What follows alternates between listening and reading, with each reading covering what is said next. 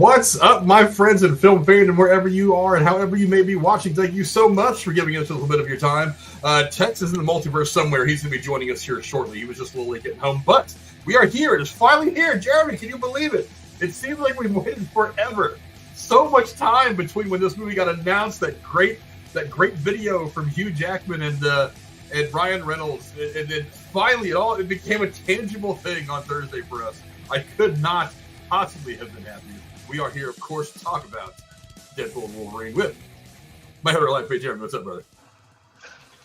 I'm glad you could all join me tonight to talk about our Lord and Savior Marvel Jesus.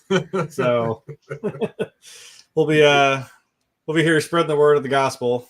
The gospel, it sounds an awful lot like Madonna and NSYNC, but yeah, I'm more than excited to be here. As the running tag for this movie seems to be 3 golden words: let's fucking go. Let's fucking go. That's the vibe. Yeah. Yes, Casey, J-Man is alive. Yeah. As it happens, J-Man is still alive.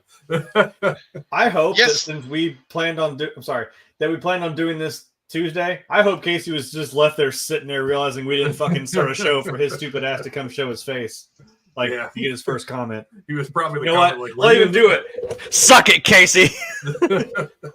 And of course, there's 206 bones in his body, 207 when he's watching Casey is Raw. He is J-Man from KC. What's up, brother? What's going on? You know, it's funny. I've been missing from YouTube almost as long as it's been waiting to get this movie to come out. I mean, when you think about it. But no, I'm very much alive, despite what Casey wants to think. And we're gonna have some fun tonight. I really enjoyed this movie, and I can't wait to get into it. Yeah, Tex is actually on his way home, so as soon as he pops in, we'll be bringing him in as well. Looking forward to getting everybody's thoughts on this. But let me go around and get everybody's initial thoughts. I'll start with you, J-Man, since you're the guest here tonight. Quick thoughts before we get into all the spoilery goodness about this movie. Okay, quick thoughts. So. It was a fun movie. I really enjoyed it. I was a little disappointed on the plot a little bit, and I really expected more on the surprises. Jay, how about you? Quick thoughts, and then I'll go ahead and bring Tex in because now he's here. Wow, late for his own multiverse. Nah, that's the worst variant. Get him out of here. Turn it around. Get him out of here. Talking over me. Let's get him a chance to say hi. I mean, hello. Woof. I had to join in just a little bit tonight. It's Brady. I thought it was Tex for some reason. Oh, I thought it was Tex. I'm texting you here. Yeehaw. It's me, Tex. I still said what I said. Yippee-ki-yay, motherfuckers. Well, anyway, if you're just, I know you've had a busy day. I mean, I won't go into details. You've had a busy day, but I mean, Brady, give me your quick thoughts on Deadpool and Wolverine. Oh, I should have wore my white pants when I went and saw that movie. I warned you, man.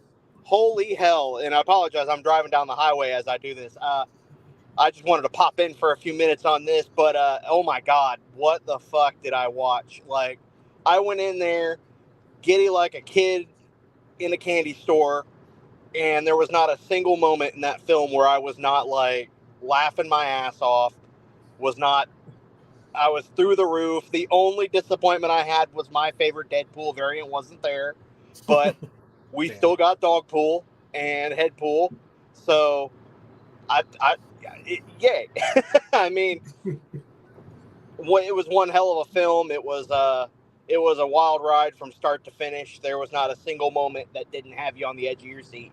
So one hell of a build-up of a duo that we've been waiting for God, how long? 20-some years? 20 fucking years, as he said. Yeah. Thank God for Disney and not those fuck twats down the road. Yeah, those shit sticks down the street. I don't know. Jeremy, how about you? Quick thoughts on this, and then we'll get into the breakdown. You know how they say not a dry eye in the theater? I don't think there was a single dry pair of underwear in this theater.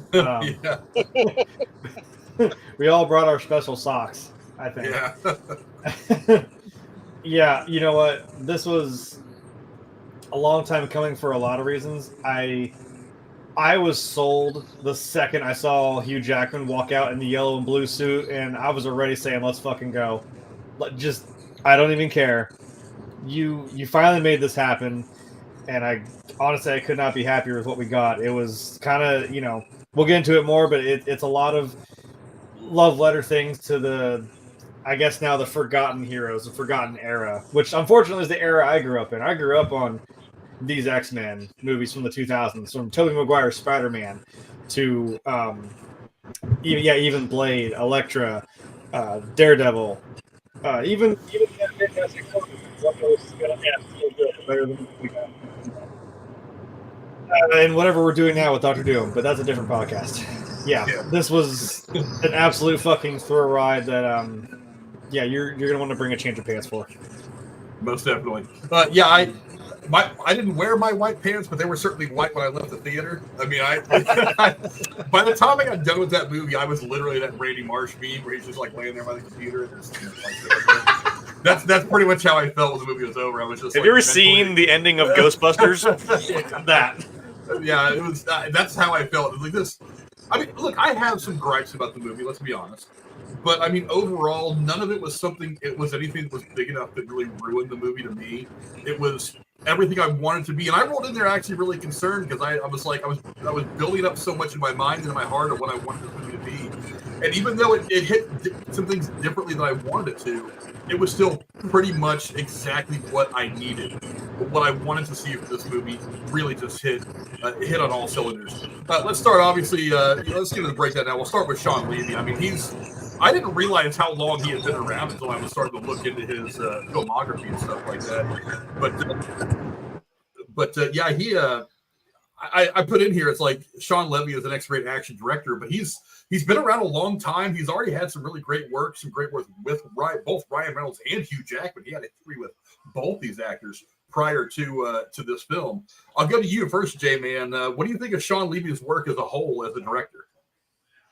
Oh, I mean, it's top notch. I think you can put him up there with some of the best when it comes to action. And I can't wait to see what he's got down the pipe.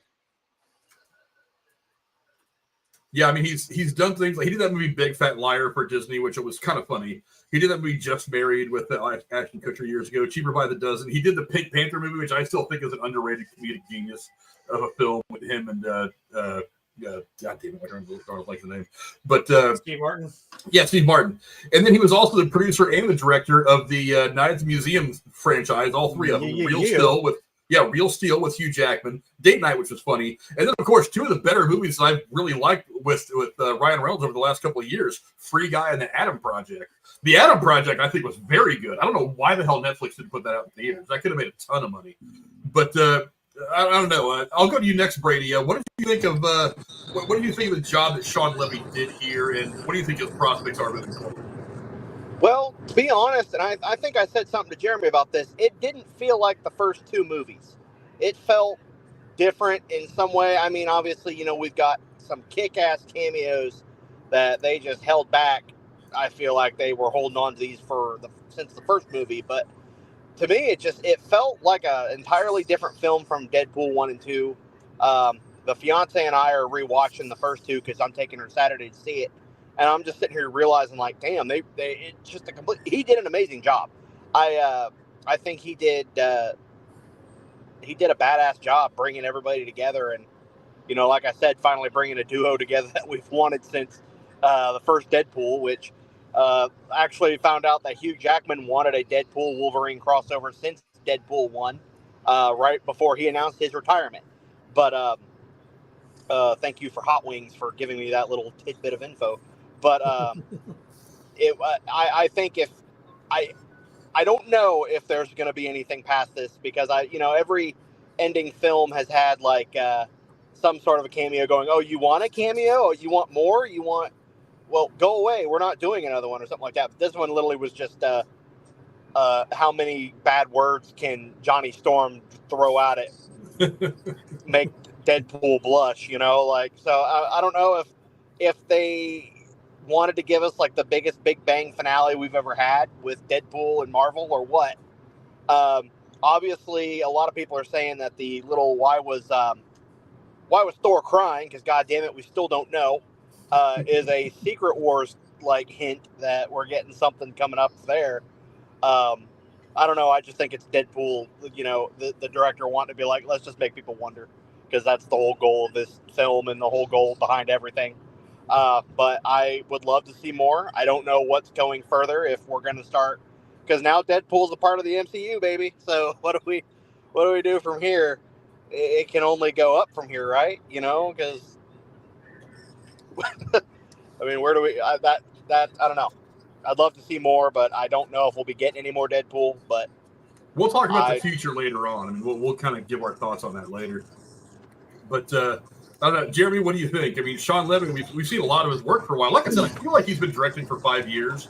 This guy's actually been around since the early 2000s. He was actually acting in the late 80s. It's like I did not realize that he was 50-something years old. I really thought that he was roughly my age, maybe a little bit older. But he's been around a minute. And his experience in Hollywood shows. What do you think of the job that he did with this movie and what he's going to do going forward? Yeah, I definitely think this was a well-made movie. As I said, it feels like a lot of people do complain, like Gamer said there for a second, that it's different than the other two movies, and other people that just want to hate on things and find any reason to hate them no matter what, and you can have something completely opposite and they'll still find something to bitch about.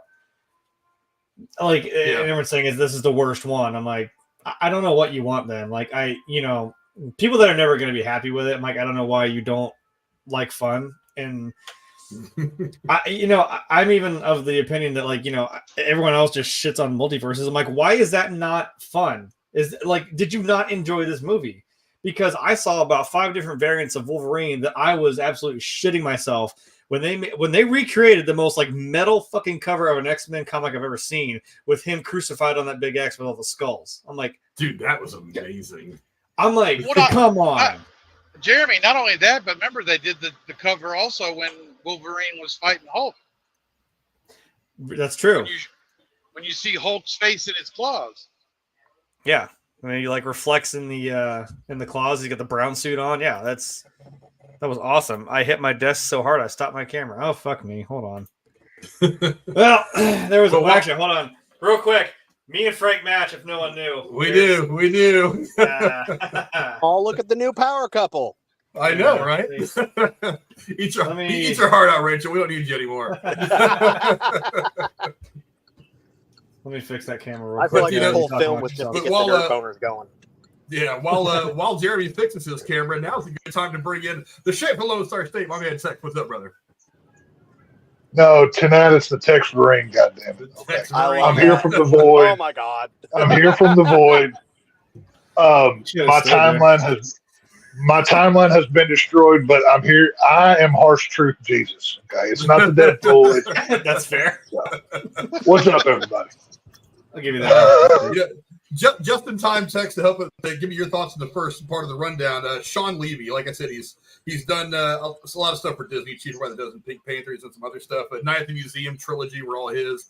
Free Guy and the Atom Project, Real Steel. So he's worked with both these actors before separately, but still successfully. Not to mention his involvement with Stranger Things. He's been involved with Stranger Things since the beginning.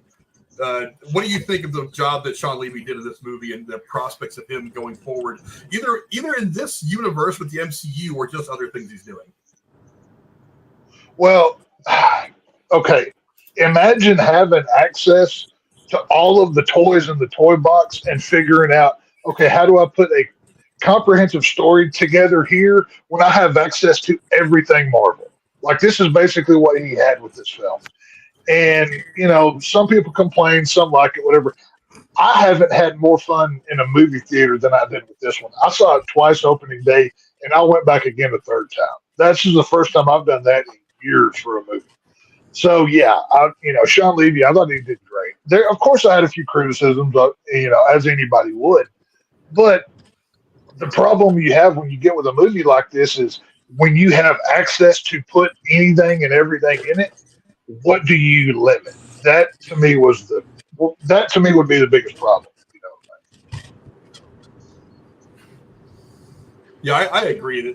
I think there was a lot of places he could have stumbled on this, but he didn't. When we were for all the work, for all the great work that Shawn Levy did. Remember, this has been Ryan Reynolds' baby for years.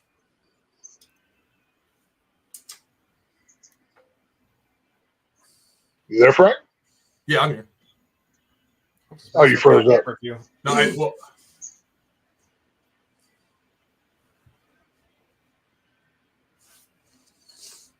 The stream is not like feedback. It's weird. Okay. Oh, God damn it. Here comes the TVA again. No. I'm telling you, it's good. I escaped the void, Right and now here. they're after me. Like So it's what it down is. here. It's what it is. Yeah. Yeah. No, it's not me. I don't know what you're talking about. Quit selling me out, asshole. What are you doing here? Come on. But let's move on now to the cast. I mean, yes, it is basically two people that run this entire movie. Basically, two people that run this entire movie. Yeah. And, God damn it, is it fucking me again? Frank's got that welfare internet over there, folks. I'm sorry. That shit happens. Yeah. The problem is I've got too many things going on my computer right now, so you're kind of mad at me because I was kind of certain things here. And Turn that website off. No, that's not.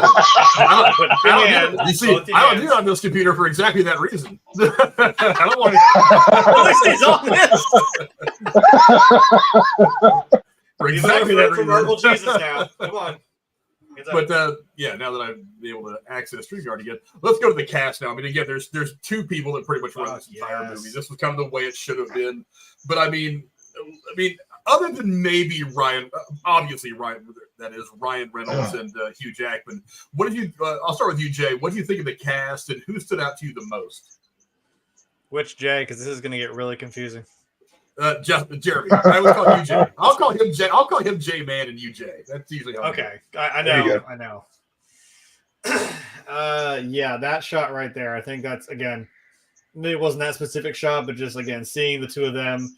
If you would have just shown me that picture, I mean, I'm sold. I don't need to see anything else. I want to see the movie right now. And you know what? I saw it twice. I'll see it again. That's the thing I always do, right? It's obvious the two best characters of this movie are right here on screen.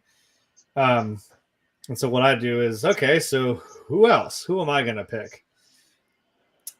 Do I want to blow a cameo spoiler right now? I don't know. I would say it's a spoiler review. I mean, we're gonna talk about the cameos one by one, but I mean, we're not holding back on this review, so you may as well say. I mean, I will say the one that made me absolutely fucking explode out of my chair and my pants at once was seeing fucking Wesley Snipes' Blade come out again. Hell yeah.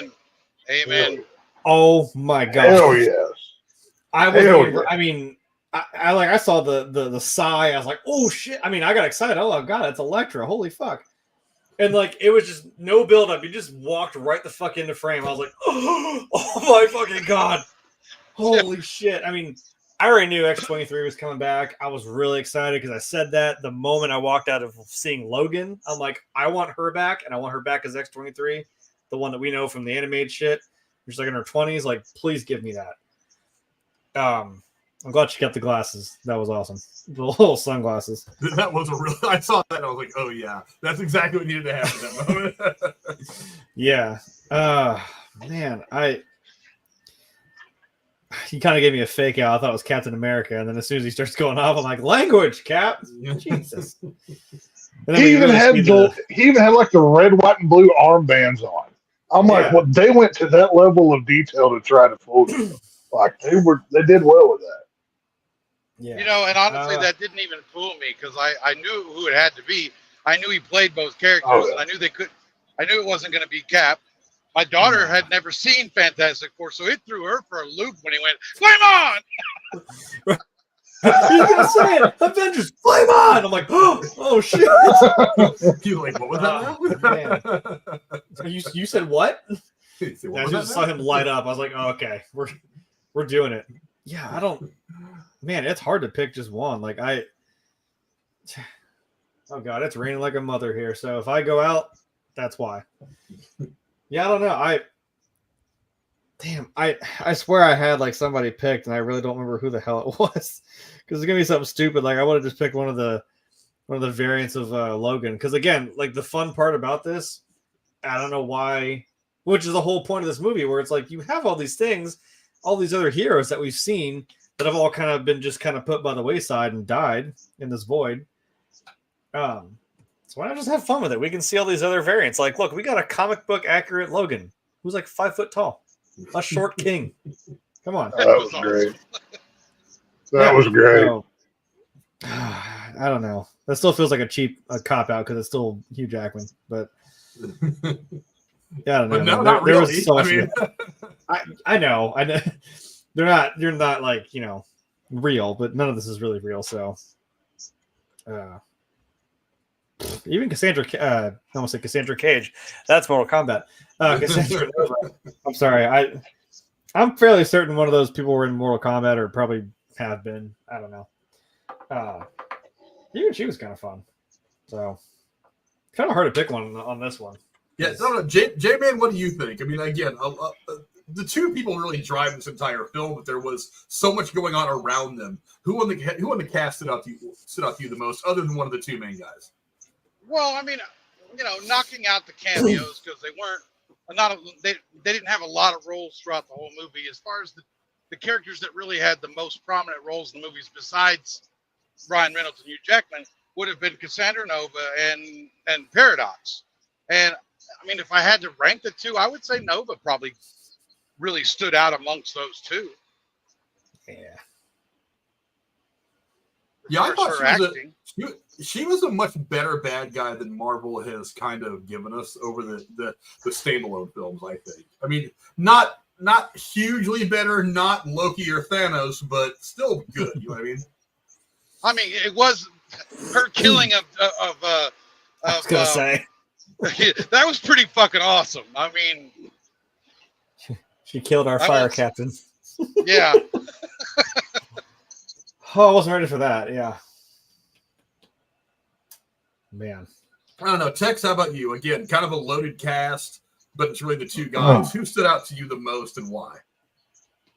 Oh, there's many answers to this question, but the number one answer, besides Wesley Snipes, because I don't applaud in the theater. When I saw Wesley Snipes, I applauded like I was a 3-year-old autistic child seeing Wesley Snipes. I did too.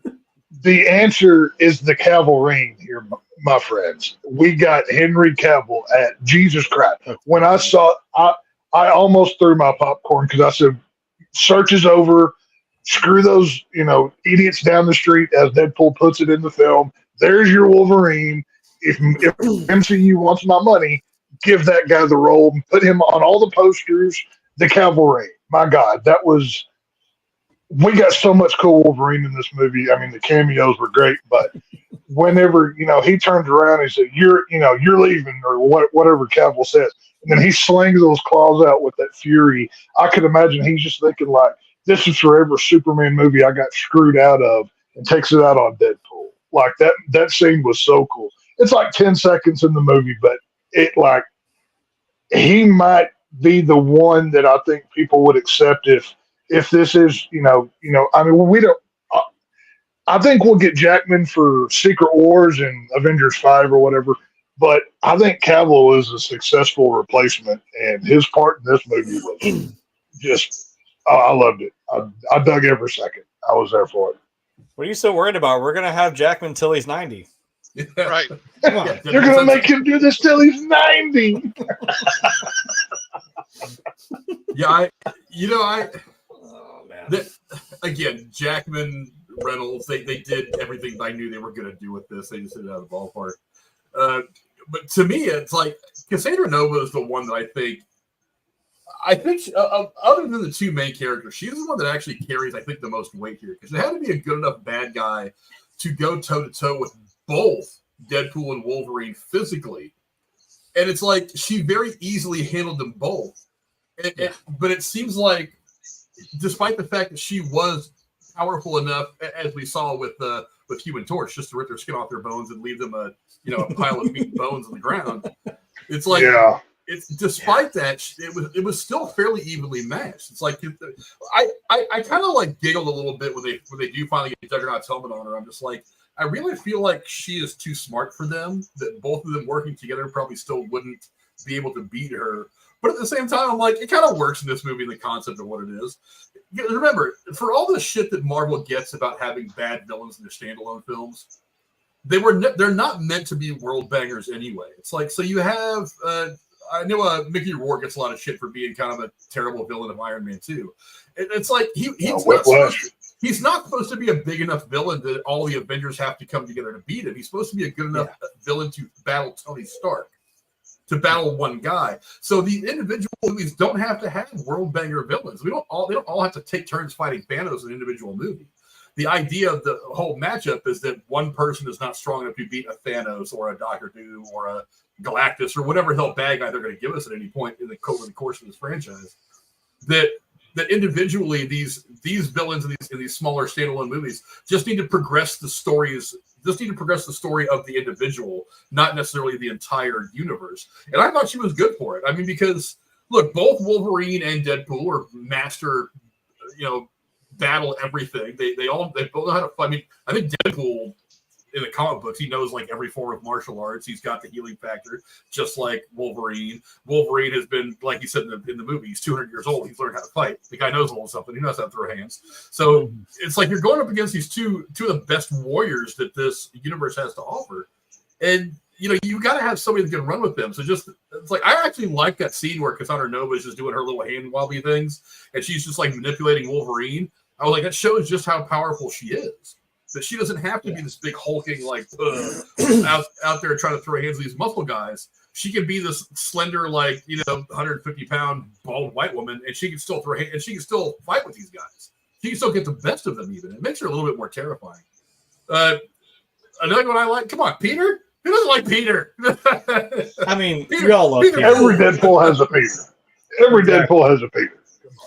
I will say now at a con, like if any Deadpool I ever want to be, now I want to be Peter Pool. I'm just gonna just me in a fucking suit with a big mustache. I think he was wearing sandals, but I'm like, I'm just gonna be Peter Pool from now on if I ever do a Deadpool variant. Show up on a moped, do the whole thing. A little bit of punch. Yeah, I'm like, I'm not like ripped like Hugh Jackman or even Ryan Reynolds. So I'm like, you know what? Peter Pool is kind of more where it's at. That's more my comfort zone.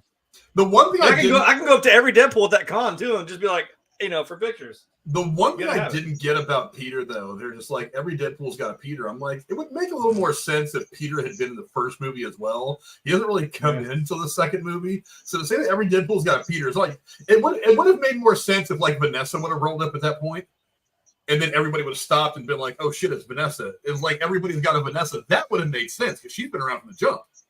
But Peter or Dopinder, really. Yeah. That actually would have made more sense. Dopinder have one fucking line. Yeah. That would have made more sense. His accent disappeared. Really weird, wasn't it? Yeah, but still, I mean, I like Peter. Peter's awesome. Also, I do really like Paradox. I like that kind of. He's a villain, but he's not smart enough to be a good villain. You know what I mean? He's kind of that dope who knows he's doing something wrong and it all falls apart for him. As you understand that look, 5 minutes into the movie, I'm like, I can see where it's going to go wrong for this guy right now. But I didn't care because I just want to watch the shit show as it unfolds. But I still kind of liked this character. He was that good stumbling bad guy that kind of got us to what Cassandra was eventually going to do later on in the movie. What were you going to one thing I was going to say, real quickly about before you got to Paradox, about the Peter situation.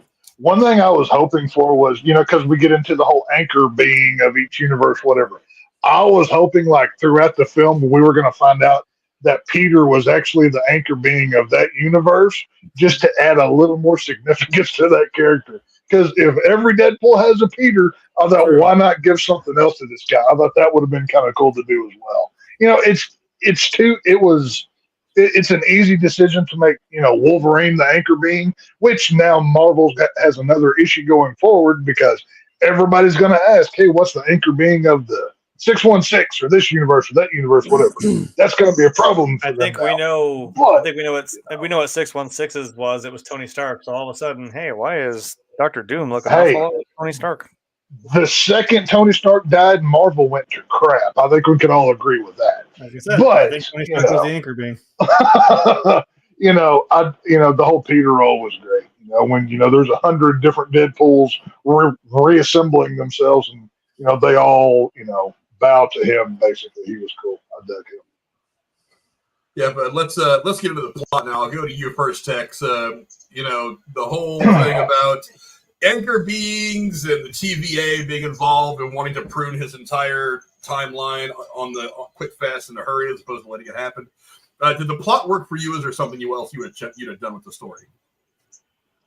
I didn't need plot. Well, there's many different things I would have done with this. Why did we get nothing from Colossus? Show the Hulk fight. Jesus Christ. When I saw that, I was angry because I didn't get it. There's a laundry list of things I would have changed. But no, as far as the plot-wise with the TVA stuff is the weakest part of this movie for me. And honestly, they weren't needed in this. If Deadpool doesn't destroy his little time loop thing, we can do everything time-wise that happens in this film. And we don't need the TVA.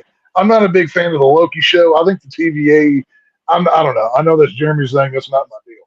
But I would have nuked that part and gone differently with that. And I'm hoping with that unrated cut that allegedly is out there, the TVA is handled differently because I just don't like them. But yeah, there's a lot of things I would have done differently with this film. I don't know, J-Man, what do you think? Do you think the plot worked out well for you, or was there anything you would have changed about it? Well, I mean, I'm with Tex on it. I wasn't big on the TVA. I didn't. To me, it was like Spider-Man. Spider-Man had a weak plot line, in my opinion, because the whole plot line was for him to save these villains that were ended up going to go back to their universe and dying anyway. So it was like, what was the plot line? And with this one, it's like we're going to save a universe, and the anchor being thing. I guess it just was weak, in my opinion. It was still a fun movie, like I said. It just that part of it I would have done differently. I don't know how, but I mean, I would have done it differently. I don't know. Jay, what do you think? Like I said, this is one of the movies that me and you have been salivating on for most of the last year now since we got the announcement was coming out. Did the plot work well for you? Because it's gotten beat up in a couple places. I think justly so. Or is there something you would have changed? I guess at least J-Man was willing to admit it. I'm like, okay, so how? What would you do?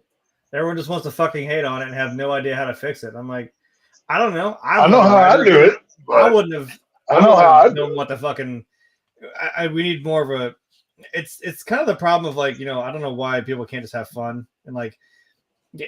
And when you think about it, yeah, it's like, hey, look, you have this Wolverine now, and now you have this. It's not Tony Stark. It's just Dr. Doom. But you're like, oh, all that death was meaningless. I'm like, have you read a comic book fucking ever in your life? Like that is comic book 101. Like day one. Like. And I'm not being a hater, Jay. I'm not being a hater. You have to understand. It's like, to me, everything prior to Endgame, with the exception of a few, had great plot lines, had great stories to go into, and it was all leading into one big story. But since Endgame, they've all kind of been just floating. I don't think they know where they're going. Yeah. Yeah, which is what hurts the plots, I think. I agree with that. I mean, like I said, it kind of got there, and that was quite literally the end game, and that was that was a good high note to send off on. And then after that, it's like, well, then what do you do after that? And I'm like, yeah, I don't know. I mean, we can just start telling other stories. I don't think anything after that was gonna, you're not gonna get that end game hype again. I don't think. And we're just kind of I think I know a way how you can get it. I think I know a way you can get that in-game hype back up. A few of the changes I would have made in this movie. X-nay the TVA. We do not need them in this film, like I stated previously. Deadpool keeps that device that he got from Cable. We can still jump universes, time, whatever. We can still do all that. Nope, because we're going to complain about time travel again. Well, you know what? With this, people are going to complain no matter what you do. I just think my idea is better than what they did. actually don't give us all of the Hulk fight, because obviously they're saving that for Secret Wars down the line. This was just teaser bait, just like Deadpool crying or Thor crying with Deadpool laying on the ground. That was sequel bait. That's what that was. This was not an MCU movie. This was a Fox movie. This did not feel like an MCU movie. Absolutely. They should have went heavier. They should have went heavier into the Fox stuff. Where was Cyclops? Where was Storm? Where was Colossus? Where was all the old X-Men? How many of the X-Men like Juggernaut? Why didn't they get Vinnie Jones back to play that role? Get Mystique back into this thing. Vinnie Jones didn't want to come back. They offered it to him. He said no. If they could get Wesley Snipes back, I'm pretty sure Vinnie Jones would come back for enough. No. They asked Vinnie Jones. He said no. He didn't want to do it. Did they? Well, I don't know. Either way, even if it's not Juggernaut, like half of the X-Men that were in this movie were played by extras or day players. Like Toad wasn't really Ray Park. Vinnie Jones wasn't Juggernaut. I would have put more of the Fox characters in there. Instead of just saying which Punisher is it, show me a Punisher. Really go hard into the X-Men or to the Fox lore of films. I mean, there's so many of these things, from the X-Men to the Fantastic Four. Don't bring back Michael Chiklis as the Thing. Who wouldn't have loved to have seen that on something? I think the TVA really held this back because there's not a lot of people that like that MCU stuff. And the TVA stuff is a product of the Phase 4 Marvel that unfortunately, Loki's great. I think we all enjoy that character. But that's pretty rough, and I think that really held it back. If they had went more hardcore with the violence, showed even as much as they did. Another thing I would have changed, instead of Wolverine telling us what he did in his world to fail, I want to see Wolverine coming back drunk and just annihilating everybody. Show me 5 minutes of that. Take 5 minutes of that TVA time away and give me Wolverine going just ham on everybody. That, I think, would have been better, well received than Paradox giving some speech. I think that could have played better. Like I didn't have any problem. I didn't have any problem with the TVA. I didn't have a problem with the plot overall. I didn't really answer the question. I was like, I don't know why the absolute fuck everyone hates the TVA. Like, what the fuck for? What's your fucking problem with the TVA? Because you don't really think there's something overwatching this whole damn thing. You can't. I mean, you really can't just willy nilly shit. That's why they're there. They're not like trying to like. There has to be. You can't have no rules of just doing whatever the fuck you want. I mean, you watch What If. That's why the Watcher's there. He's just there to kind of keep track of all this shit that goes on. Yeah, you also have to explain. I mean, now because everybody knew ahead of time that this movie was going to be Deadpool's connection to the larger MCU. How do you connect him to the MCU without saying that without making the assumption that he's always existed in the same universe as Iron Man and all that shit anyway? You don't. So the TVA is the most logical way to bridge that divide, because we've already seen in the Loki TV series that because of variants and things like that, they're playing with time and dimensions and all that other shit. So it makes perfect sense that they're in the vehicle that transports, that is that bridge, physical bridge between the Deadpool world that we've known in the first two movies and the MCU that he's going to end up in at the end of the movie. The problem was is this whole we already answered the question too with Loki, where he's like, well, didn't the Avengers time travel? Why aren't they in trouble? And then that explains the sacred timeline thing, which is what we saw. That was the whole MCU. We're like, that's what's supposed to happen. That's the whole. So it's because that's a pretty logical question where Loki's like, why did I do something wrong when they literally did the same thing? And they're like, well, that's supposed to. I think they tried. Yeah, I think that's how they explained it. It's like that was that them messing with time was supposed to happen, and they're only traveling in their own time, not branched timelines. As a matter of fact, if you think about it, when you think about it, there's one scene in was it Endgame? Yeah, Endgame that actually connects it to everything that we learn about time and like the sacred time and stuff in Loki. When Banner is talking to the Ancient One about getting the time stone, and this all happens before the events of Doctor Strange. She's saying, if you take it out of here, you're going to create branch timelines. And he says, well, if we go back and put them back where we got them, that's going to eliminate those branches. So that is right. That is right in line with what we found out about the flow of time in Loki. So that made perfect sense to me. But my problem is like you've introduced this new thing called anchor beams, and I'm thinking to myself, that is a little weird. It's like you can't that just. Kind of got me. It's because this has been the problem that I've heard a lot of people have with it. They're like, so Wolverine says in this movie that he's been alive for about 200 years. Now, I'm pretty sure that time goes back a little bit farther than that. So when this anchor being doesn't exist for millions, even billions of years, if you want to go all the way back to the entire history of Earth, even when it was just a small rock that was floating around the giant void of space, it's like, and then it takes thousands of years, sometimes thousands of years for this line to disintegrate after the anchor being is gone. It's like, well, the anchor being, even if it was just like one of us, just these schmucks that are going through life talking shit on YouTube about movies for 75, 80 years, why is that one 75 or 80 year life so important that the entire timeline is going to disintegrate when one of them goes? I don't really understand that. It wasn't anything that was really talked about in Loki, which is the one place where you might have got an explanation of what an anchor being is. Yeah. I just didn't really like that. I would rather they had just said, your timeline is about to get pruned because I'm an asshole and I'm the bad guy here, and I'd have been like, that makes sense. Instead of installing this anchor being thing, but you also have to explain why he's going back to get Wolverine in the first place. Now it would have made just as much sense if he'd have been like, hold on, I can go back and get Wolverine. Okay, fine. Then he headbutts him, breaks his nose, takes the temp pad, and runs off to find Logan, only to find his grave, and then he's like, oh no, I've got to have a Wolverine before I go back. But I mean, still, I think that was just a device in there to give him a reason to go get Logan. The only caveat I have to that is like maybe a timeline doesn't exist. It's like it can exist until that being then is finally eventually born, and then once I die, then that's the timeline's time to go. Someone could have been born in like 42 BC and be like, oh well, okay, once they die, boom, that one's gone. I think it could still work at like time will go to any point until which that being is born and then dies, and then it's like, well, now that one's gone. You know what I mean? Maybe that's the only way you kind of manage it, is because if you think about, I know Back to the Future is all bullshit because Endgame was funny. If we think about, there was never time travel, but there's always been, not until someone makes a DeLorean that can go 88 miles an hour, to which then point now you can start traveling back, but it wasn't made until that point, and that's what creates that catalyst that now you can do this time manipulation thing. That's how I would have explained that, because like I said, timelines can, it's not like, okay, that doesn't mean they have to have been alive for this entire time until they die. I think it's time moves until that person is your critical point once they're gone through their life, and then now boom, that's how you manage getting rid of that timeline, because now it's served its purpose and run its course. But there's another problem. My main issue with the TVA is, as a storytelling plot device, is problematic. Because, okay, let's look at the end of this film. Sounds messy. Deadpool and Wolverine have saved the day.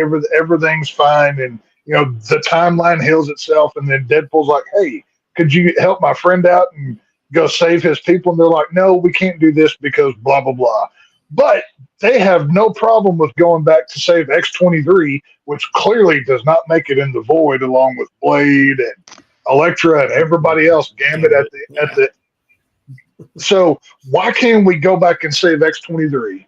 How come Blade's not here? Why is Channing Tatum Gambit not here? How come we can't go back to Wolverine's Earth and undo what he did and bring back his X-Men or whatever? This is my problem with the TVA stuff, and I think this is why people have so many issues with this MacGuffin of a multiversal device, because you then have to justify why, yes, we can do this, and no, we can't do that. And so often than not, it causes more problems than it does solutions. That's my issue with stuff like that. But at least they have somebody there trying to explain it to you. I mean, she did even say, well, the whole point. No, I'm not saying that is like the reason why he went through what he went through. He wouldn't be here now. That's the wonky shit about time. It's like, well, he wouldn't have gone to this point if he hadn't experienced what he did. If you take that away from him, well, now it's kind of pointless. That's what I'm saying. Like, what was the point of that? I'm like, yeah, I mean, my only issue with the TVA, I love Loki. I unironically dressed up as President Loki on more than one occasion, and I'm not going to stop. My only thing that pissed me off about the TVA was right in the beginning, that little fucker opens up that drawer. Oh, there's just Infinity Stones sitting here. We're using for paperweights, and I was like, well, they completely threw away 10 years of Marvel, and they did that. Yeah. I'm like, that was a little harsh. You throw a middle finger at about 18 years worth of Marvel I just went through, but okay. That was, I'm like, in a way, I'm like, okay, if we're going grander scale here, like Galactus type shit, I'm like, okay, because I'm like, yeah, that's not the only. I was like, Thanos isn't really the worst thing to really come through Marvel. I'm like, in terms of destruction and world-ending shit. I'm like, true, but that was a little dirty, I think. Damn. If you weren't gonna follow that up with something like, oh yeah, there's bigger things going on here. I don't know. But let's talk now about one of the things that made this movie fantastic, and that was just the cameos. There's so. God, yeah. Look, if this movie would have had half the cameos that were rumored, this movie would have been 12 and a half hours long. I'll go to you first, Jeremy. Of all the cameos in this film, which one to you was the biggest? Man, it's Blade. Because there's only one Blade, there's only ever going to be one Blade. God, when he looks at that screen when he says and then that, you gotta let that be like the greatest fourth wall break. He just looks at the camera like, I'm like, oh, I felt that one through the screen. Just like I said, there was kind of a build up. Like you see him tussle with Elektra for a second. You see the sigh, and then it cuts back, and there's her all slow motion and badass. I'm like I said, no build up, no wind up, straight fucking gas. He just walks in. That's all he had to do. That's all Wesley Snipes had to do in this movie, just walk into frame. And I was like, I don't think anybody Frank else was next to me. He fucking saw me clap. I don't think anybody else could have made. I don't think anybody else could have made such a subtle entrance and still made it so poignant. Oh it's dude, like you. Because it matters to the people. It matters to, is what I'm saying. Like, oh my god. I mean, because of all the Marvel things that came out before the MCU started, before Iron Man, all the Marvel stuff that got made, the Eric Bana Hulk, Blade, some other things, it's like that's the one that Blade is. A lot of people think that Blade is the thing that ushered in the modern day superhero movie. But really, I think it was probably the X-Men series that came 3 or 4 years later. But like when Blade came out in late 96, 97, 98, somewhere around there. Like a lot of people think that's what started off the modern superhero movie. I tend to give the credit to the X-Men really, but Blade was still some Spider-Man. Yeah, but Blade was still some fantastic movies. Oh god! And honestly, and while the third one kind of tailed off a bit in quality, the idea of the prospect, because they've always talked about doing another Blade movie. I mean, even after the MCU started, there was rumors about they would do like a Blade standalone thing again, and it was would Wesley Snipes do it? I mean, he's getting a little old, blah blah blah. I got to be honest. Seeing him walk in, I was just like, yeah, he's 60-something years old. I think he just turned like 64 or something like that in a week or so. I'm like, hey, I don't know that he could still throw it around the way that he did back in 1998, 1999. But I'm like, I got to be honest, that motherfucker still swings that goddamn sword as good as anybody ever could in that outfit. I don't know. There's a facial expression. There's a suaveness. There's just a general attitude when someone walks that Wesley Snipes has in that role that I don't think anybody else ever will. And I'm a big fan of Mahershala Ali. Eventually, hopefully, at some point in my life, being Blade, maybe on my deathbed, I'll actually get to see that movie. But I mean, Wesley Snipes, he will always be the Blade to me. Jay, I never thought.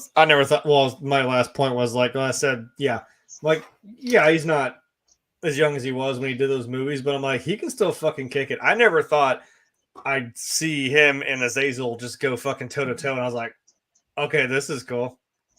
First of all, I saw Azazel, I'm like, oh sweet, and then just they do some of the same little shots, like when they're up on the balcony there, he turns around, just whips that gun out like right in the frame, boom, kills him, and just that little look on his face. I'm like, god damn, dude, like. Give me a movie of older Blade. I don't care. We're not, like he said, we're not going to get it. So let's just look. If we can get, make Wesley Snipes do it till he's 90. Damn it. If we can get Michael Keaton in the cowl one more time, I think we can figure out a way to make Wesley Snipes work as another Blade movie. Till he's 90. Till he's 90. You're never going to stop. It's never going to end. I don't know. J-Man, what do you think? Again, there's a lot of cameos in this movie. They were all significant too to the development of the story. Which one of these cameos stood out to you the most?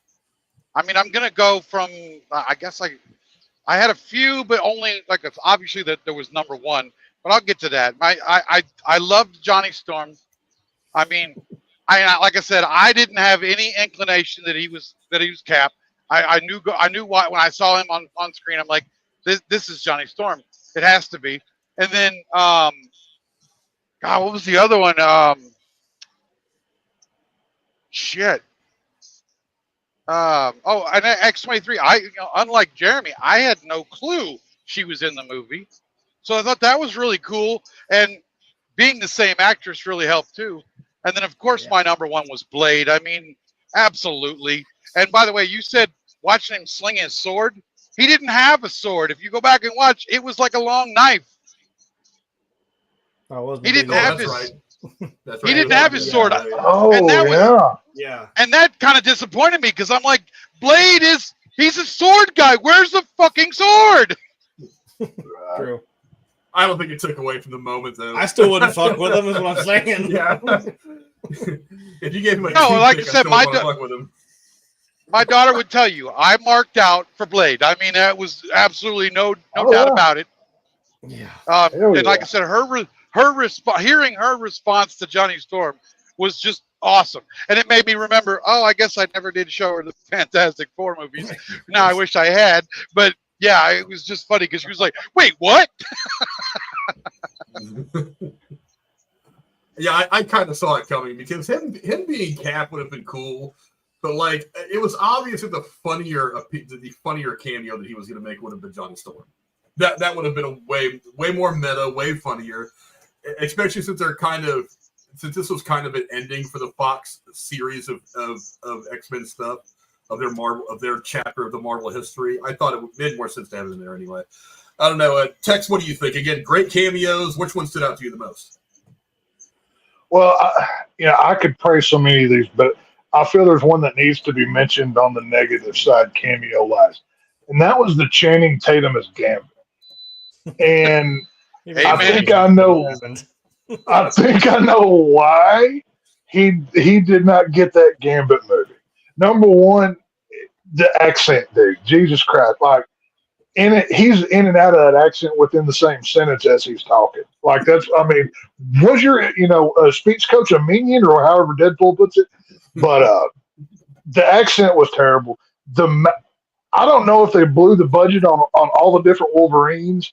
But that Gambit costume looks great in a comic book, but I don't think it translates well, at least on him, live screen.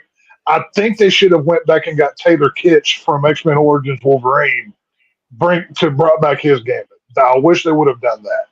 But for the spandex. hey, we finally got it in this movie. It only took 20 years, but we finally got it. Right. But no, Channing Tatum, I think I've seen the 21 Jump Street movie and the G.I. Joe movie he did or something. I haven't seen a lot of his work, but I'm glad knowing what we see now. Gambit was cool in the movie, just not the Channing Tatum part. All of the CGI fight stuff looks awesome. Like, I would pay for a Gambit movie, just not with Channing Tatum in it, because he did not do well with that role. To me, that was the biggest letdown of it needed a retouch. It needed a redo, maybe put a little more money into the costume and maybe don't go as heavy French Quarter with the accent. I know that's what Gambit sounds like, but he went a little too Cajun, you know what I mean? So I would have done differently with that. Yeah, also, another thing I want to throw out there. Sorry, the biggest reason I marked out for Blade was because there was no way it was happening. We all know that Wesley Snipes and Ryan Reynolds didn't get along, even going back to Blade Trinity. That's actually not true. That's never been true. No, it's been true. That's been debunked so many times over the years. No, Ryan Reynolds he said he doesn't. He said he respects. He has always respected Wesley Snipes, but he will tell you he didn't meet Wesley Snipes. He met Blade because Wesley Snipes is a method actor, and that's not Ryan Reynolds. So I just didn't expect the cameo at all.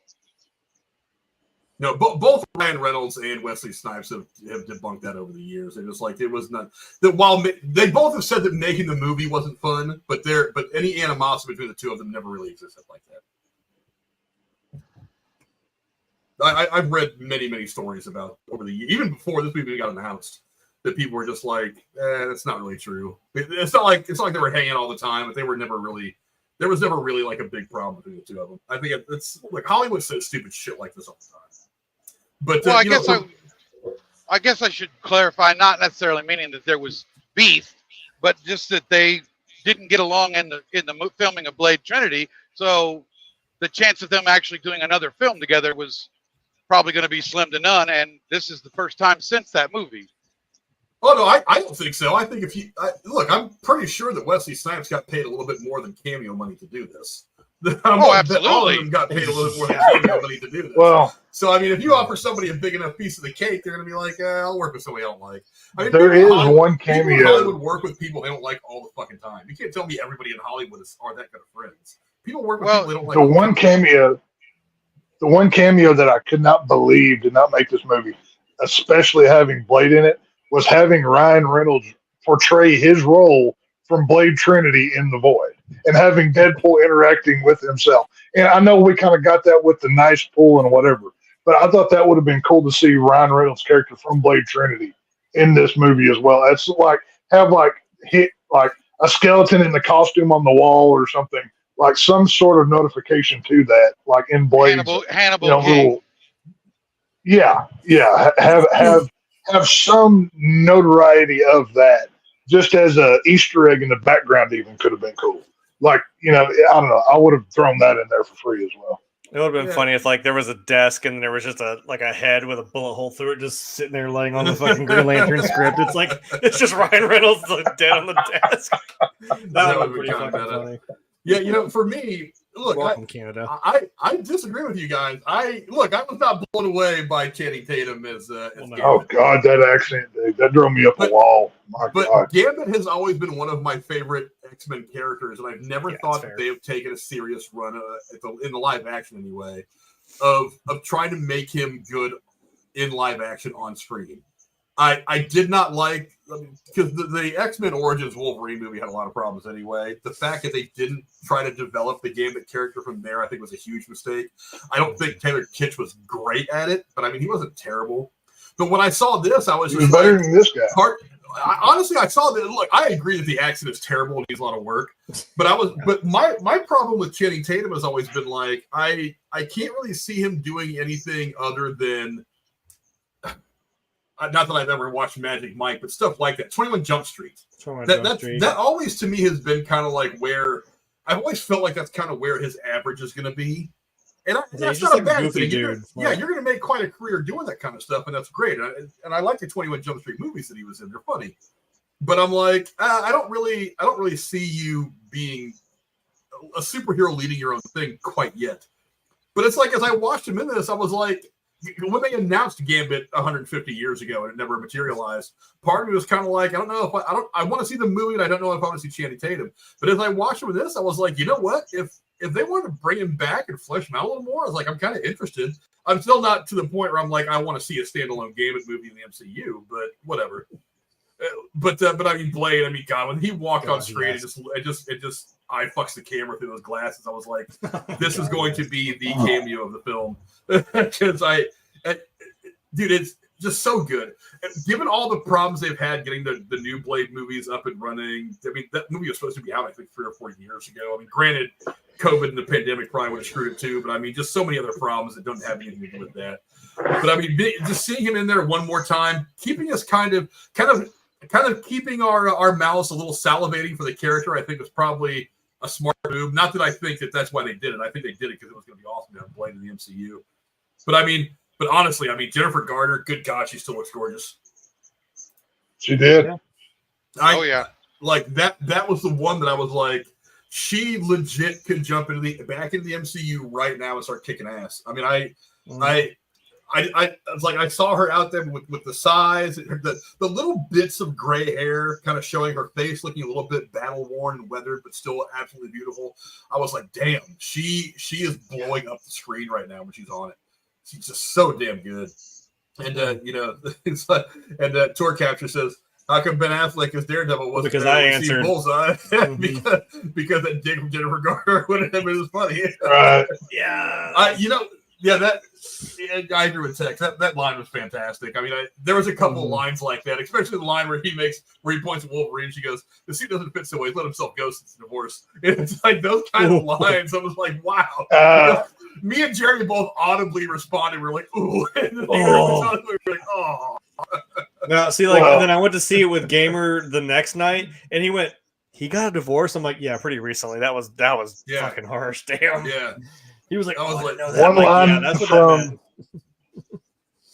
One line from Gambit I will give 1,000% credit for that I love. Whenever you first see him walk in and he's like floating the card and Wolverine's drinking his booze, he's like, or how does he put it? It's respectable to ask a man before you drink all his booze up, and then flings that card at Wolverine, and Wolverine just grabs another bottle out of his little shelf or whatever over there. That interaction between those two was really cool. I liked how they did that. That was funny. Although, did you notice the first bottle he was drinking that got destroyed was Jim Beam, and then the second bottle he grabbed was Jack Daniels. I'm like, self-respecting whiskey man switches between those two. The fuck? Complete different flavor palette. You don't.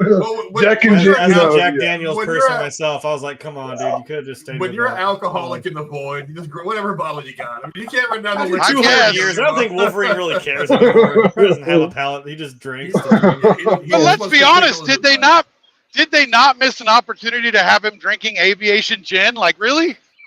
That was something that kind of got me. I was like, why didn't they have a bottle of aviation gin somewhere in that scene?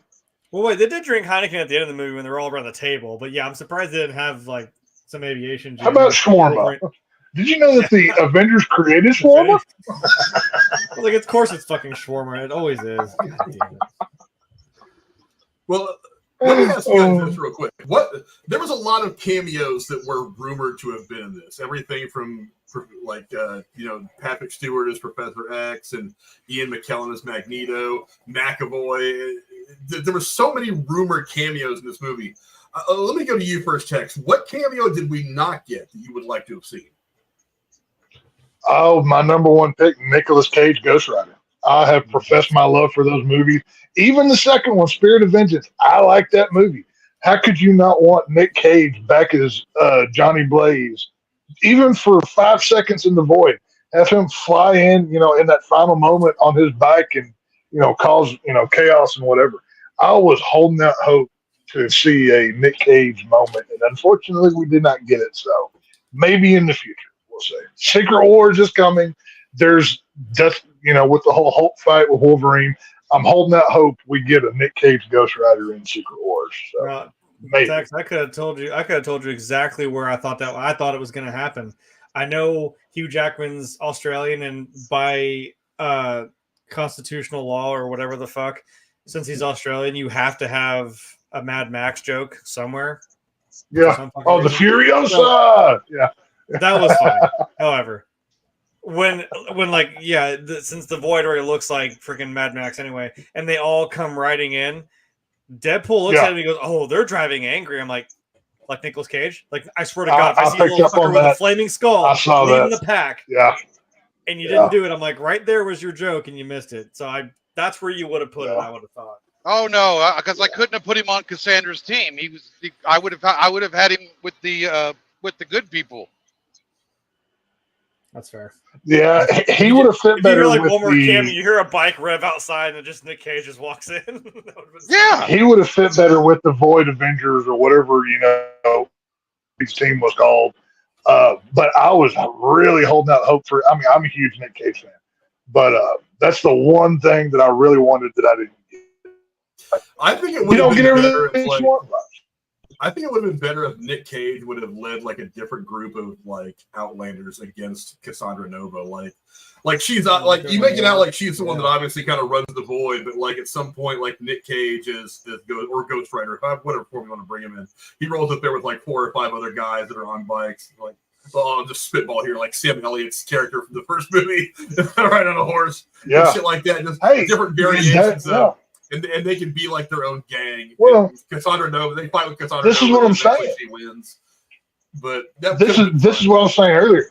If we had done less of the MCU TVA stuff, go more heavy into the Fox stuff. Because let's be honest, this is probably the last. The TVA stuff was too. Oh, I know. No, I'm not saying we get rid of it completely, but go heavier. Which I'm hoping with that unrated cut that allegedly is going to be released, we see more cameos that didn't make it to the final screen.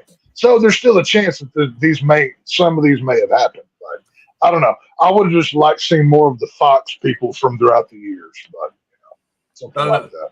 J-Man, what do you think? What was a cameo that you didn't see that you wish you would have gotten from this movie? See, I don't know that I could pick one, but I can tell you right now, my one would be from the MCU, not from Fox. To me, this movie was all about Fox, and it was kind of a love letter to Fox. Here's your history. Thank you for all that. We're taking it now, and we're going to keep what we want, trash everything else. But this movie needed at least one or two cameos from MCU superheroes. Especially, to me, the end credits scene where he got to go back to the TVA and see the video of Johnny Storm ranting. I would have much rather had him back at Happy Hogan's desk, maybe with another MCU superhero, welcoming him to the MCU, as opposed to that scene. Yeah, maybe. Hey, he does salute Cap. They already had Chris Evans in this movie. Just having, grease his hair back and, salute, Deadpool, welcome to the MCU, kid, or something like that, or whatever. Well, they couldn't have done Cap because based on the timeline, when they would have welcomed him, it would have been after Tony Stark and everything. So you'd have had to use somebody else, but I don't know. Doctor Strange, Spider-Man. I mean, you can't use Spider-Man because of Sony, but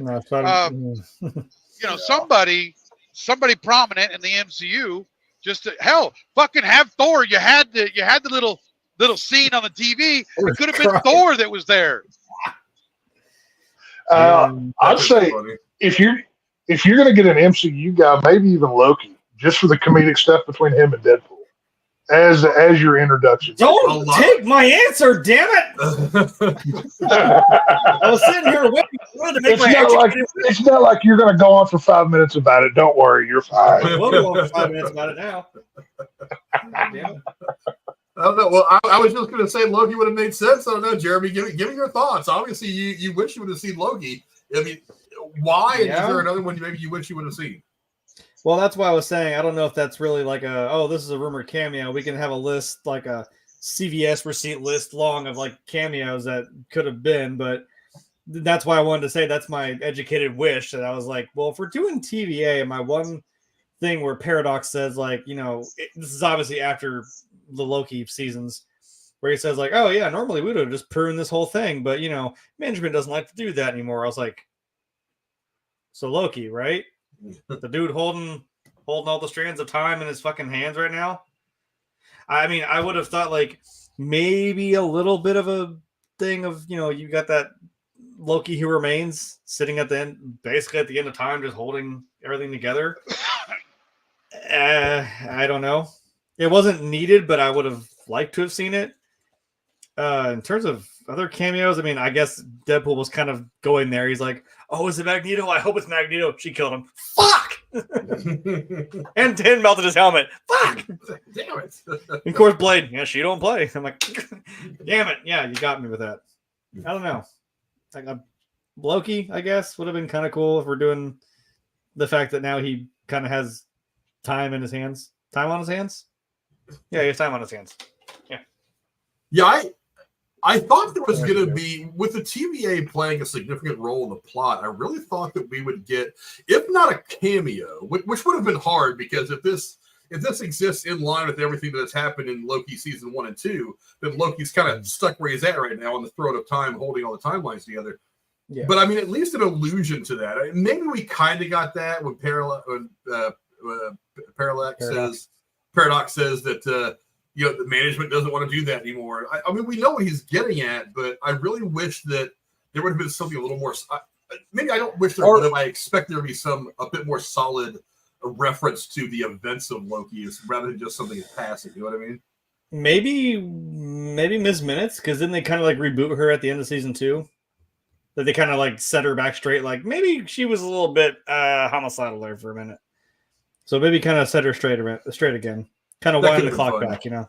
That could have been fun. Yeah, just have Tara Strong come in there and just spit out a few lines, and you have to have her there. You just animate the character. That would have been pretty fun. Yeah, the other ones I wish I would have gotten, I think they spent just the right amount of time having him go through the Wolverine variants, but I had heard so many stories about little tidbits of what would have been 5 or 10 second scenes about Daniel Radcliffe playing a variant of Wolverine, about what was the other one? We're not talking about him playing Wolverine long term, just a variant, just a quick scene, a cameo. He could have been the short Wolverine. We got the Henry Cavill, which was great. I heard about Keanu Reeves playing a Wolverine variant a few weeks ago. That was something that hit the news, and I was kind of like, if what we're talking about is a quick scene of him telling Wade to go fuck himself or slapping him around or whatever, I'm like, a couple more of those would have been fun. If you think about it here. Now, we did get Henry Cavill. Let me explain something to you about this Henry Cavill thing. A lot of people are thinking I heard a lot of people online and everything, this is proof that Henry Cavill's going to be the new Wolverine. No, he's not. No, it doesn't. No, he's not. Because Marvel's already done this to us once. For what? Probably with Mr. Fantastic? For 5 years, everybody was like, John Krasinski, Emily Blunt. That's Reed and Sue Storm. That's where it's going to be. And for 5 years, everybody was 100% certain. And then Doctor Strange 2 happens, and then we get John Krasinski, and then Kevin Feige says, we are not making him Reed Richards. We're just giving you a little bit of fan service. I think that's exactly what Henry Cavill showing up with Wolverine in here is. I think that was just a little bit of do something without actually having to do it. Yes, we're giving you a little bit of taste of the crack so that you come back later and get some of the heroin. That's what it is. That's exactly what it was. I love that analogy. Marvel's bravo, already sir. done it That to was us. tremendous. Marvel's already done it to us. So I mean, that's as soon as I saw this, I was like, it's great to get this visual filling my eyes and my heart with everything I want. But I know that this is all I'm getting. Yeah, in my pants, of course. But, okay, but I knew this was all. Herein lies the problem, though. We gave you John Krasinski as Mr. Fantastic, which, like you said, everybody's been clamoring for. And then here's the real one, Pedro Pascal. Whoopee, yay! The guy that's been overcast in every freaking thing it is. I've seen the footage that was leaked from Comic-Con. He looks horrible as Mr. Fantastic. Well, you gave us Henry Cavill. That's test footage. Test footage is not supposed to look good. Oh, I know. Oh, I'm not saying it's finished. I'm not basing that on I'm basing that on the man alone. You gave us Henry Cavill, who has famously been screwed out of so many things in Hollywood, and we got that awesome of a Wolverine. Which I was pissed that we didn't get more of the Age of Apocalypse Wolverine, the one with one hand. I think that was my favorite out of all of those Wolverines. That looked freaking amazing. Give me a whole movie of Age of Apocalypse. That would be great.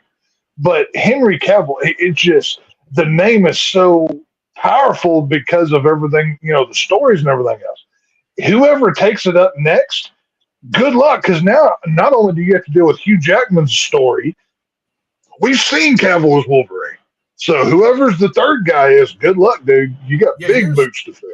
Here's something that occurred to me a couple of days ago as I was watching the footage from Comic-Con of Fantastic Four. The reaction to Pedro Pascal was lukewarm after they finally announced that he was going to be cast as Reed Richards and made it official.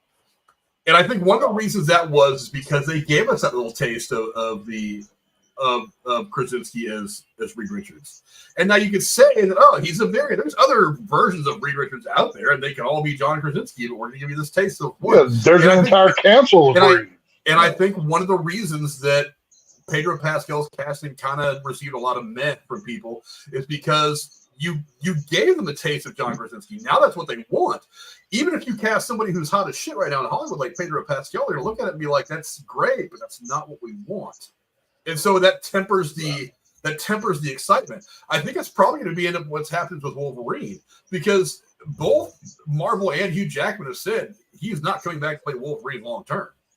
That this was very likely it. I mean, he got a chance to give Logan the great ending in Logan, but he wanted this opportunity to do this fun thing with Ryan Reynolds, so he came back because he wanted to do this and have fun with it, and not have any expectations the way that the expectations had been laid upon him from the first X-Men movie to kind of carry the whole franchise. So now I think he's really done. And so now that we have to go, whoever they end up casting, and they can cast the next person down from Henry Cavill that everybody wants. And when they do finally announce it, a lot of people I think are still going to be like, meh, you had Henry Cavill. Why not sign Henry Cavill? Exactly. You got to. Now, I'm not saying that they're not going to sign Henry Cavill. I mean, maybe that's already happened and we just don't know it. But if you sign anybody else but Henry Cavill, now that you've already given us this one little piece of the cake that we want, I think a lot of people might look at it, whoever it is, just to be like, kind of like, meh. I mean, Henry Cavill looked better. You know. Well, you know, it's funny talking about fan service. You know, and a cameo we didn't get. I'll throw this back at you. What if we would have gotten a cameo of a variant, if you will, of Iron Man in the Void as Tom Cruise? That could have been fun. That would have been cool. The problem with that is A, Tom Cruise isn't cheap, and B. Well, I know, I get that.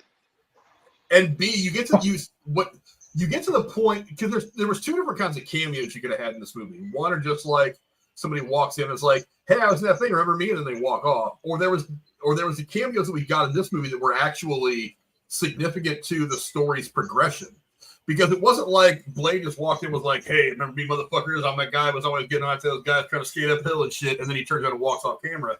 It wasn't something so simple. He was actually a part of the fight against Cassandra Nova in that moment. Same with the other characters. So it's not like they were just there as fan service. They were actually a part of the story.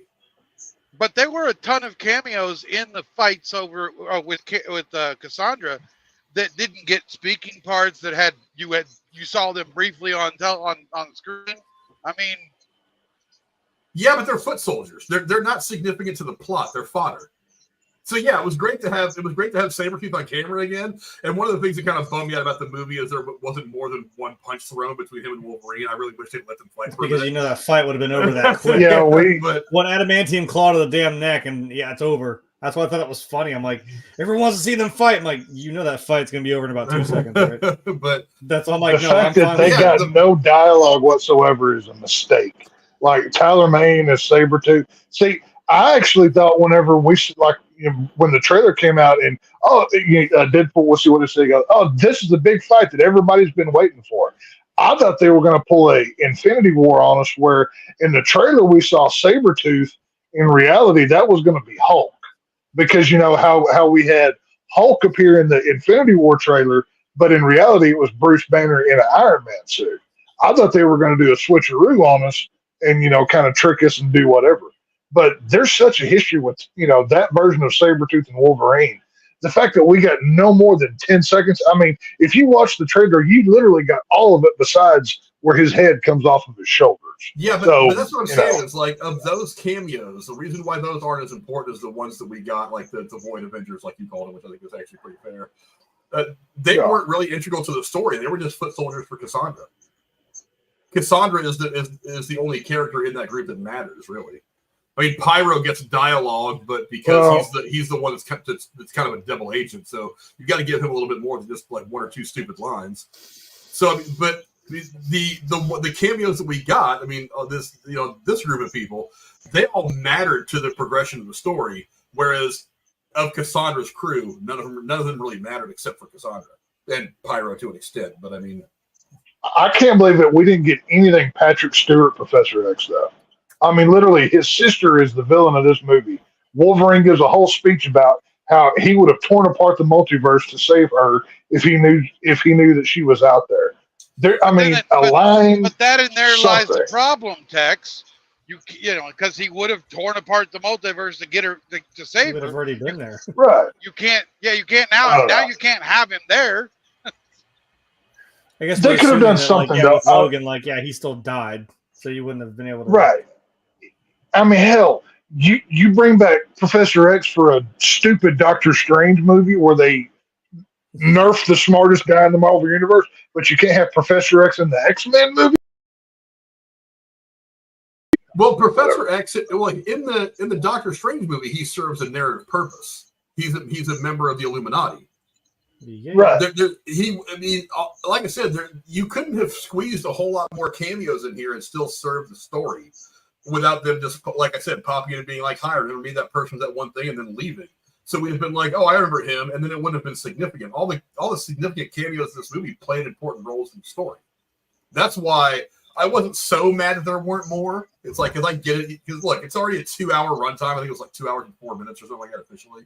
You don't want to make this movie 3 hours long and have an hour of it just be like, remember me, remember me, remember me, remember me, because you end up slowing the story down. And this movie moved really, really fast, really from the get-go. So you don't want to weigh your story down with needless cameos. But let's talk now about how it is breaking all the records. And when I say all the records, I mean Deadpool and Wolverine is breaking all the records. Listen to some of the stuff this movie's done.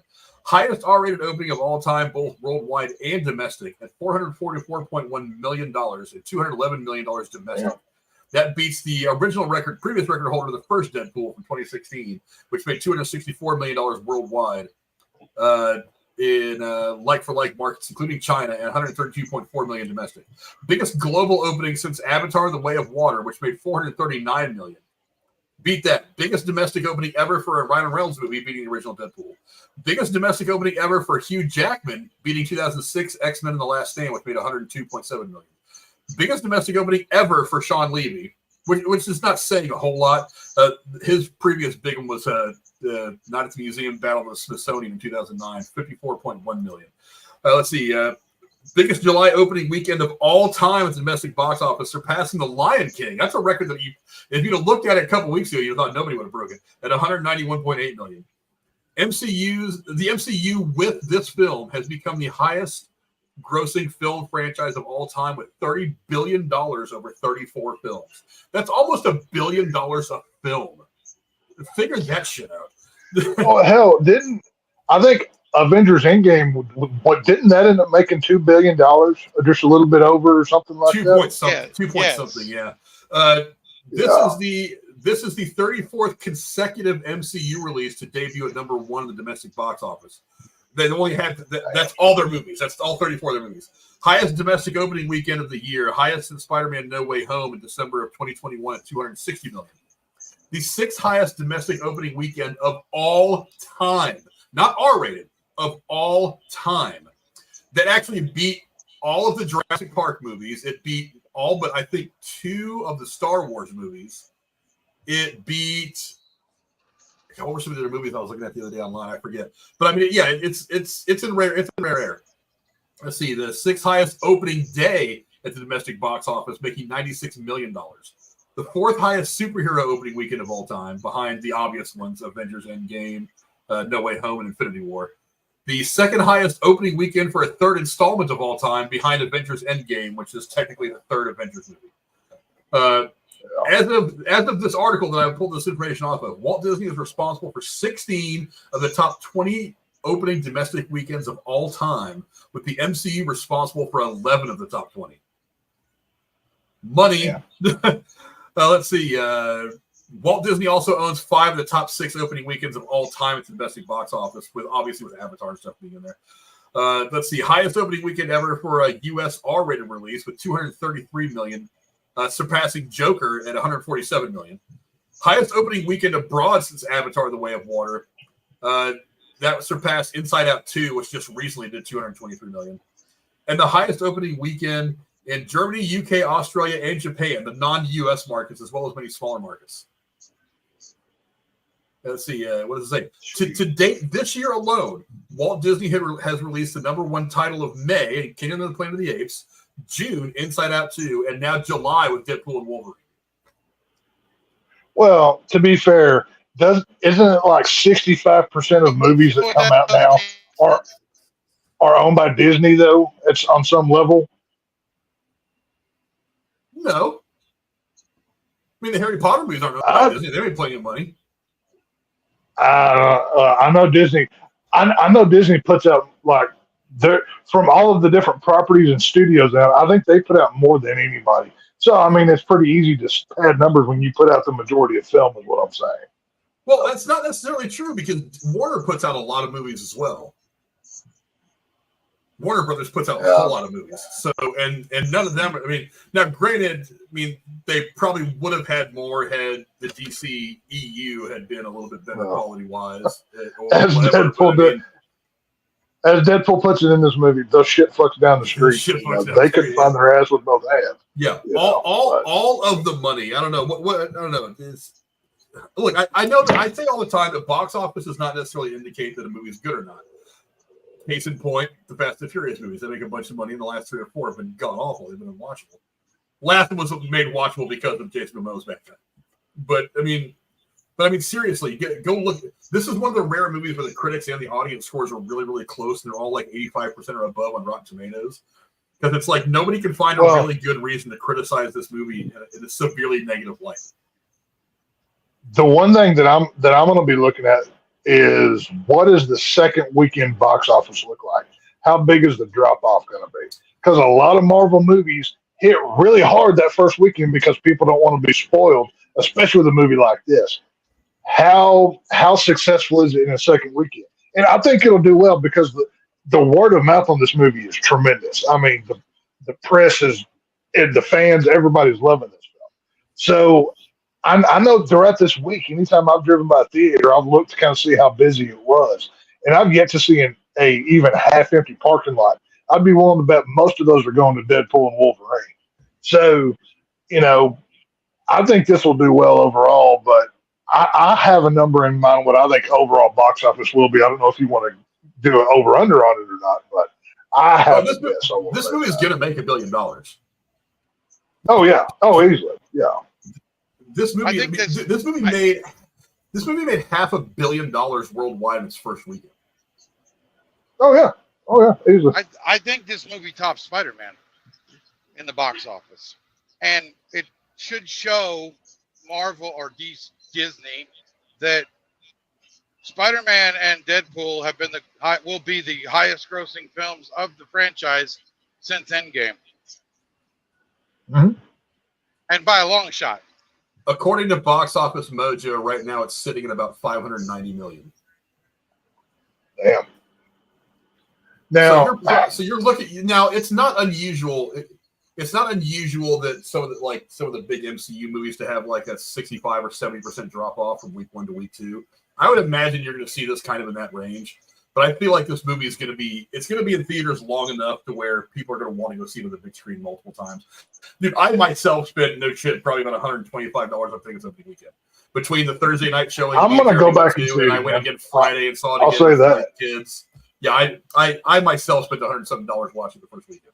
So, well, I would guess if I were to bet, I think 1.5 billion is probably total box office that it ends up at. I don't know if it gets quite to 2, but I think 1.5 is a safe number to get to. I think that's where I'd stay on it. It'll creep past $1 billion. 1.1 is my ceiling for this movie. It'll creep past $1 billion, mostly because look, the theatrical window is only. I mean, it's so a lot's changed in the last 4 years since COVID. I mean, now instead of 90-day release windows, we're getting 45. I mean, there's some movies that 3 weeks after they're in the theaters are already available on demand or in some kind of streaming format or something like that. So, now it's not necessarily saying that Disney is going to put this out on VOD that quickly. They could wait the full 45, maybe even like 60 days, but I think 1.1 is kind of my that's my limit. That's my ceiling for what this movie is going to make at the box office. It'll creep past $1 billion, but I don't think it'll go much further than that, just because it's not a long theatrical window anymore. But I'll go to you first on this one, Jeremy. What do you think What do you think is going to happen to these two characters moving forward? Because that's one of the big questions this movie kind of leaves us with. What is the future of Deadpool and Wolverine in the MCU? Till they're 90. We all hope. Right. See, there's already, and we already saw the variant. We can do a proper Old Man Logan, goddammit, with the trench coat and the shotgun. You can have him do it till he's 90 and do a proper Old Man Logan. Just saying. I don't know. I was gonna say, I know we had Logan end, and we're like, yeah, that's a pretty poignant, pretty heartfelt end to this character. And then we're like, yeah, but what if we give you the yellow and blue suit? And I'm like, son of a bitch, I'm back. Okay, that's fair. I was gonna say, as a haunt actor, I've heard that many times. Like, oh, I don't know, I don't think I'm gonna work next year. I'm like, all right, buddy, I'll see you next year. I've heard it fucking every year for the last 5 years. You're not gonna work again. It's my last year. It's my last year. I'm like, cool, I'll see you next year. Bye. You know, Jeremy, the blue and yellow suit didn't do it for me. It was when he put the mask on. That's when I was okay, like, well, oh yes. I mean, not like I wasn't hard as a damn rock. Then all of a sudden I was like, I literally cannot go any further. What the hell, dude? You're gonna put the cowl on too? I mean, yeah, I was already sold with that, and you do that shit on me. Well, okay. Well, okay, but the line he says, "I normally save my mask for killing." Right? He goes off in that entire film, killing, messing people up. Whenever him and Deadpool are doing their thing in the Honda Odyssey, like you're telling me, like, okay, right? But the precedent still stands either way. I don't know. I was like, that was my biggest problem. They should have opened this film with Wolverine in the mask. Have him never take it off, just like Deadpool. That was the number one thing I would have changed. Well, they took it off. It's kind of hard to eat when you have it on. I disagree because I think if he had the mask on the whole time, you could possibly think it wasn't Jackman. I actually like the fact that it was a late surprise because to me it built, and I was like, oh shit, yes, because I wasn't expecting it. No, it was a great moment. You're wearing the suit. Taking on one Wolverine, but you're going to take on 100. I gotta pull the goddamn mask out for that. Like, yeah. You mean I get to kill 100 of you? I love that. Right. That was so great. I like what Jamie says there, because in a movie full of moments that pop, it's like there's another moment, another moment, and it's like finally it's like in slow mo he pulls it over. I'm like, as if I needed one more moment that pops. It's like that was the moment. Well, it was like I know the CG was kind of iffy especially on Wolverine's mask at this at times, but I loved every second after waiting 2 decades of not getting a masked Wolverine. Once again, this just proves every superhero can have whited out eyes, and it works great. Looking at you, DC, fix it with Batman. But whenever he pulls that mask over, that was so cool. That was the one thing. Like whenever the Hulk fight moment, obviously they recreated, like J-Man said earlier, they recreated the comic cover, but he didn't have the mask. I was like, oh, they were so close, because I knew the mask moment was coming, but they had to save it for that end scene. So. I get it. Excuse me. Sorry. Yeah, I don't know. I think we all kind of talked about that one already, so I won't bother kind of going individually. But there were a few questions left from the end of this movie. I think they're going to be answered later on, and I think I have a good answer for at least one of them. The first one is, why was Thor crying? Tex, what do you think? I mean, there's lots of theories. I think my theory is the one that makes more sense. What do you think? Why was Thor crying? Well, it's going to be something stupid and kind of homoerotic if Deadpool is involved, because that's who Deadpool is. So I think on some level there's going to be some. I'm kind of curious to see if they go on like a man crush level with Deadpool. Like, obviously he has his thing for Wolverine, but he can say something about, oh, I have a thing for Aussie man, and there's some kind of bro connection with him and Wolverine, or with him and Thor or whatever. But I think the realistic answer would probably be, the answer to it is in this film. Whenever Deadpool is with Happy Hogan, and he's like, I want to be taken seriously. I want to be an Avenger. I want to do this for my girl to prove that I can be serious. Like Deadpool, does something in Secret Wars or whatever, to save, the multiverse or save the 616, whatever. And Thor is there to see it happen. And I would probably guess something along those lines. And Thor's like, oh, you're an Avenger now. You're one of us. And some corny, cheesy dialogue that Hemsworth will deliver. Something like that. I don't know. J-Man, what do you think? There's a lot of possibilities of what this could mean, but why was Thor crying? I'm going to go on the aspect that this was just for the movie and it won't be a part of anything in the future. That's a possibility. Because we know that the scene is actually Thor crying over Loki from, I think it was Dark World, whichever movie it was, but they just transposed the second Loki. one, right? Isn't that the second one? Yeah. So they just took Loki out and put Deadpool in there. So, I don't believe that scene will be used in the future. I just think it was more for, I guess, for Deadpool's sake, for the movie itself. I don't know. Jeremy, what do you think? Do you think if that scene's a big nothing burger, or do you think that we're going to call back to that at some point in the future of the MCU? It's one of those things where it's just funny. It doesn't really matter. You don't have to have an answer for it. It just leaves you with more of a like, you know what? That happened. I guess it kind of did. And it's not really relevant. So I don't know. Maybe because he's Marvel Jesus and he does die. And maybe his healing factor slows down by an increment of 3 days and he comes back to life. I don't fucking know. However that story goes. That would be ironic, wouldn't it? I know. Like if he actually imagine the religious people losing their shit over that. Well, they already lost their shit with this. Look, well, there was a guy crucified in this movie too, so they're really you crucified Logan, so I think the hilarious thing that this is backed up by Rachel too. I'm like, throughout this whole movie, the way that Deadpool acts, and then the way like Hugh Jackman just opposite to him acts all the time, like just telling him to shut the fuck up most of the time, or throwing your shawarma and just like fucking clapping and all. Really hard to eat when you're not wearing your mask. Right, kind of hard to eat when you're not. Yeah, I'm like, why am I both of these characters though? Like sometimes I'm just really giddy and just like, oh my god, fuck off, yes. But also just sitting there like, if my friend won't shut up, I'm like, dude, shut the fuck up before I fucking punch your face in. I'm like, why am I both of these characters simultaneously at the same time? I have a theory about the why Thor was crying scene. Now, what J-Man says about potentially it was just something that was thrown in for this movie we're never going to revisit. It's totally plausible. That totally could happen. But I think what's going to happen is we're going to get to either Secret Wars or Doomsday. And look, we know that Deadpool's going to be that at least Deadpool is going to be around for one or both of those movies in some capacity. Not a main player, but he's going to be around. I think what's probably going to happen is he's going to be fighting alongside Thor. He's going to throw himself in front of Thor or something like that, and then Thor's going to turn around and land a death blow to one of the bad guys, maybe even the main bad guy.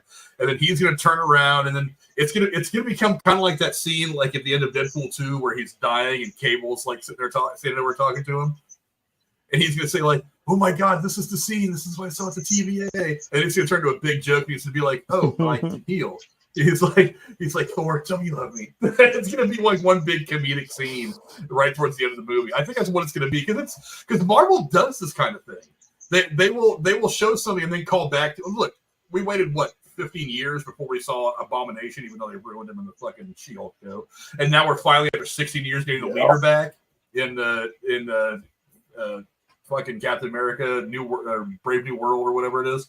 So yeah, they could go back to this and make a big joke out of it later on or in the middle of or after one of the big battles. I can see it right now. He's going to be laying there. He's going to act like he's choking on his own blood. And Thor's going to be like, "Oh my God, you saved me." He's going to start talking like Peter when he got dusted. He's like, "I don't want to go. I don't want to go." And he's going to be like, "Oh, wait a minute. I'm okay."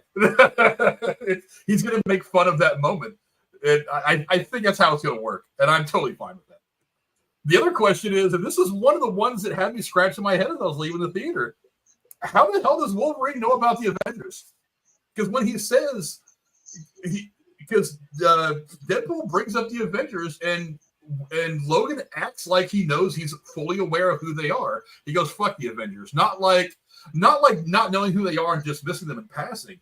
He gutturally from his fucking diaphragm says, "Fuck the Avengers." The Avengers obviously existed to him somewhere. How do you think that happened? Go ahead, J-Man. Yeah, I guess. I mean, and honestly, Deadpool knows of them too, and they're supposed. Granted, that Wolverine's not of Deadpool's timeline because Deadpool's Wolverine is dead, but Deadpool knows of the Avengers as well. But 2018.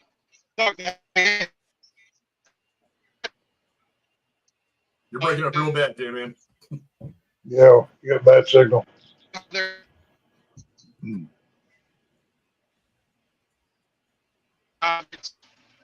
Is it better now? A little bit. Go ahead. A little bit. Are you okay? No, what he had to go to 616 to talk to Happy Hogan in 2018, which, by the way, I looked it up, is before the events of Infinity War. It's actually 2 months before the snap. So wow. He knew of the Avengers. Huh? Oh, I was saying I didn't know that it was before. Yeah. Yeah, it's 2 months before the snap. So he was aware of the Avengers as well, but yet he had to go to a different timeline to want to join them. So I don't know how either of them really know the Avengers. Well, it makes sense for Deadpool to know the Avengers because he's self-aware of the universe as a whole anyway. I mean, the fact that he even makes that joke in the first one about, like, McAvoy or Stewart, these timelines are so confusing. He's very self-aware of the multiverse and everything anyway. It's part of his character. So it's not... Right, it's he not, breaks the fourth wall, yeah. Yeah, it's not crazy for him to know because he's got this weird... However he has it, he has the knowledge of all this stuff going on around it. But Wolverine supposedly wouldn't. To be fair, though, once again, we don't see that Wolverine's world. We just see the inside of that bar is all that we get. I mean, there could be a full-on Avengers team with a Robert Downey Jr., Tony Stark and everything else, and they just never say because, they don't have time within this film. If we could go back to his Wolverine's world, who knows what we would see, which could be a tie-in to the whole comic of Avengers versus X-Men, which was a whole thing in Marvel for a really long time, actually, which I think they're headed there at some point. But, I mean, that Wolverine could have had an Avengers team in his world for him to be so passionate about, fuck the Avengers. So, I mean, we just don't see it because, he leaves his world and he shows up at the TVA, then he's in the Void, and then he's in the Fox X-Men universe, and then he's in the 616. So, it's whatever. He's in the 10005 or whatever it is. Yeah. Right, 10005 is the universe they end the movie in. But one of the theories about how he knows who the Avengers is that the Avengers are the ones that showed up to Xavier's school for the gifted when he was gone, and they got into a fight and killed all the other mutants. Because there's precedence for this in the comic book. I mean, I've been saying for a long time, especially after Disney bought all the Fox properties, that the next Civil War they were going to build it up to the next Civil War being X-Men versus Avengers. So it's not like they don't have an entire comic book run to take that storyline from. Oh yeah, absolutely. Well, and I'm not much on the comic world, but just based off of what I've seen, it seems to me like X-Men would beat the Avengers. It depends on how it's written. If you ask Iron Man, but they have a Hulk, so it just depends on writers and perspective, I guess. So, what are you going to do? Well, you see, the thing is, though, is just looking at it, it's going to end kind of like Civil War ended anyway a couple years ago. Is that they're going to end up having to come together to fight the big bad anyway, whether it be Galactus or Doctor Doom or whatever. Probably not Doctor Doom, but I mean, if they start building up Galactus, which I've heard they're going to start doing in the Fantastic Four First Steps, which I still think is a terrible name for that movie, that eventually they're going to have to team up. Yeah, they're going to have to team up together at the end of the day anyway. So I mean, we're just going to get basically the same movie we got in Civil War, where they're going to, it's going to be a great like that. We're going to get another scene like the scene of the airport, which is a fantastic fight scene. And then eventually they're going to be like, hey, but wait a minute, guys, we have this bigger threat over here we got to take care of. Let's go team up and take care of them. And that's just the way it's going to be. But yeah, I am curious to see if they're going to explain that because I don't think Hugh Jackman's coming back for any more movies. I think that Ryan Reynolds has already said that he's probably not going to make any more Deadpool movies. I think he probably thinks that right now as we're sitting here, but I think one of these days he's going to wake up and be like, I've got an idea that I kind of want to type out, and he's going to type out a treatment, and he's going to be like, hey, this sounds kind of badass. I kind of want to flesh this out a bit, and then maybe he's going to be like, okay, shit, now I got to make this movie, and then he's going to go to Kevin Feige and be like, hey, it's like, can I have a couple $100 million? I got this great idea here. I think Deadpool answers that for us in the beginning of this when he's sitting there with Logan's, adamantium corpse. And he's like, hi, mate. It was a big bag of Marvel money that brought me back. I'd be willing to bet, even if it's not for a long-term thing, you're going to get Hugh Jackman there with a Tobey Maguire Spider-Man at some point in Secret Wars, even if it's for a 5 to 10 second clapping moment scene, because Kevin Feige wants to put that on screen. I guarantee you that's going to happen. But as far as a whole movie with Wolverine, I don't know. No, the only Wolverine Spider-Man matchup you'll get would be with Tom Holland. I don't know. I would bet if they've got both of them under contract, that they would love, especially with Kevin Feige starting with the Fox stuff back in the day. He would love to have both of them on screen together once. It's a crime if it never happens. But you have to understand that Spider-Man is a Sony product. He's not a Disney product. Oh no, I'm aware, but that's not Fox either. If you look in this Easter eggs when he's sitting in the office with Happy Hogan, the picture of Tony Stark and Spider-Man, which is Tom Holland, is half covered by that little toy mask of Iron Man because they couldn't even show him in the picture. Didn't they announce a Spider-Man 4 at Comic-Con already this year, though? I'm pretty sure I saw that. I don't think they announced anything Spider-Man related to Comic-Con. Sony's gonna do another amazing Spider-Man with Garfield. I could have swore I saw another Spider-Man announcement. I don't know. But either way, I would bet that Feige will do whatever it takes for Sony or whoever to get those two legends on screen together for a moment, just like they had Blade in this moment or anything else. I bet it happens. I bet we're going to get Tom Holland and Ryan Reynolds on screen together, cracking some jokes. It's probably the big battle. Oh, something. It's going to happen. Oh, yeah. I mean, because they're owned by different people or whatever, they'll work. I mean, it's all going to work out for the purposes of making this big matchup. It'll happen. But let's get into some of the trivia now that we've pretty much talked this movie to death. Let's see. Ryan Reynolds said that he and the filmmakers purposely asked for a lower budget than Disney was prepared to offer them. Remembering the first Deadpool film was such a success because they had constant time and budget constraints, which fostered an atmosphere for great creativity. I believe it. I do too. Yeah, well, if you've got all the money, you kind of get lazy. If you have a limited range, the creative muscles come out, and there's a lot of good creative minds behind this film. So, Ryan Reynolds knows he knows Deadpool well. I mean, he'll probably have a Deadpool logo on his tombstone. So, I trust him. Probably. Well, for as many movies that have been successful with big budgets, there's also just as many that were huge that didn't have a big budget at all. Right. Well, the more it costs, hell, like this new Captain America: Brave New World, like the budget's like almost $400 million. To even break even, they basically have to make $1 billion. Which I've seen that trailer. That movie's not making $1 billion. I can tell you right now. So good luck. I mean, it might.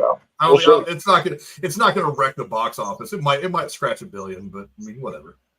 I don't know. We'll see. Well, let's see. Hugh Jackman insisted that the film and its casting of Wolverine have no connection or interference with James Mangold's film Logan from 2017, which he felt was a well-done finale for the character. He even reached out to James Mangold to explain the plot and got his approval. I believe that was genius how they handled that. Where Deadpool starts off with, Logan was so good, we're not going to fuck up that ending.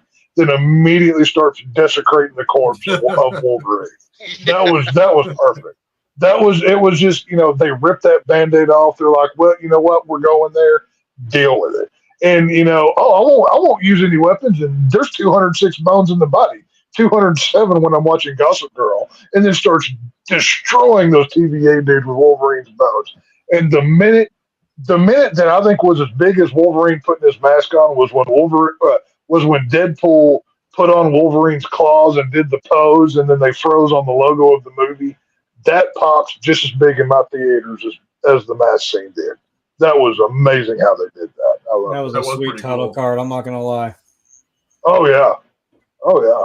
Yeah, I've said it before. One of the things that really got me jacked up about this movie was that when they first announced this movie, like for all the jokes that Ryan Reynolds has made, all the funny little things that him and Hugh Jackman both put on social media and Instagram or whatever about this movie, when they first announced that he looked dead ass into the camera and a straight face as he possibly could with no hint of humor, said, "We are not going to mess with the ending of Logan. That was a perfect ending. We are not going to ruin that."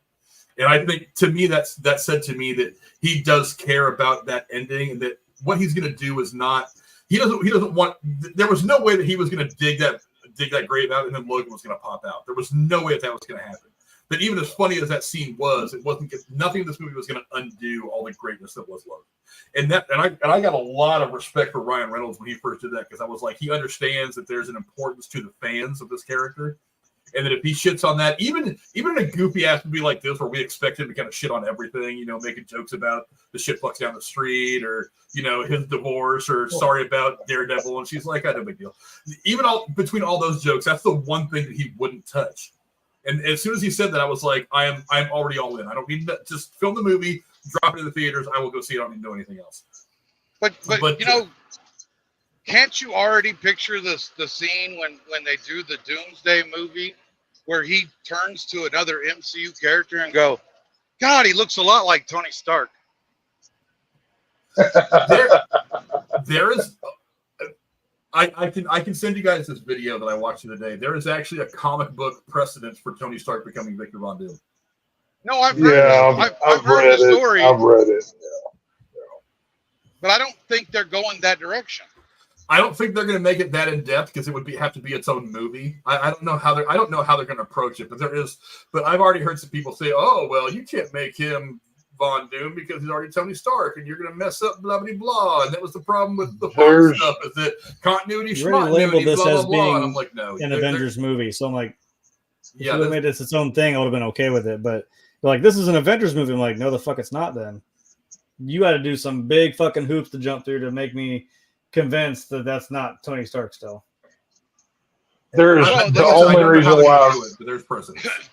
This is actually going to be this is going to be the first actor to play two characters in the same universe. No, it's not. Marvel's already done it 2 or 3 times. No. Look. I understand about Chris Evans playing. I'm talking about, but I'm talking about who are you? But who are you referring to? Let's see. What the hell's her name? The girl, the lady that catches Tony Stark in at the elevator in what was it? Age of Ultron. The black girl that catches Tony Stark at the elevator and talks about her son. She is in Luke Cage. Audrey Woodford. Yeah, Alfre Woodard. Yeah. Who was it? The girl that played the Asian girl from I'm blanking her damn name. From the Eternals. She actually plays one of the mercenaries in Captain Marvel, the blue skin mercenary sniper girl. She plays that. Okay, yes, but you're talking about very small characters. I'm talking about main characters. She's one of the leads in both those movies.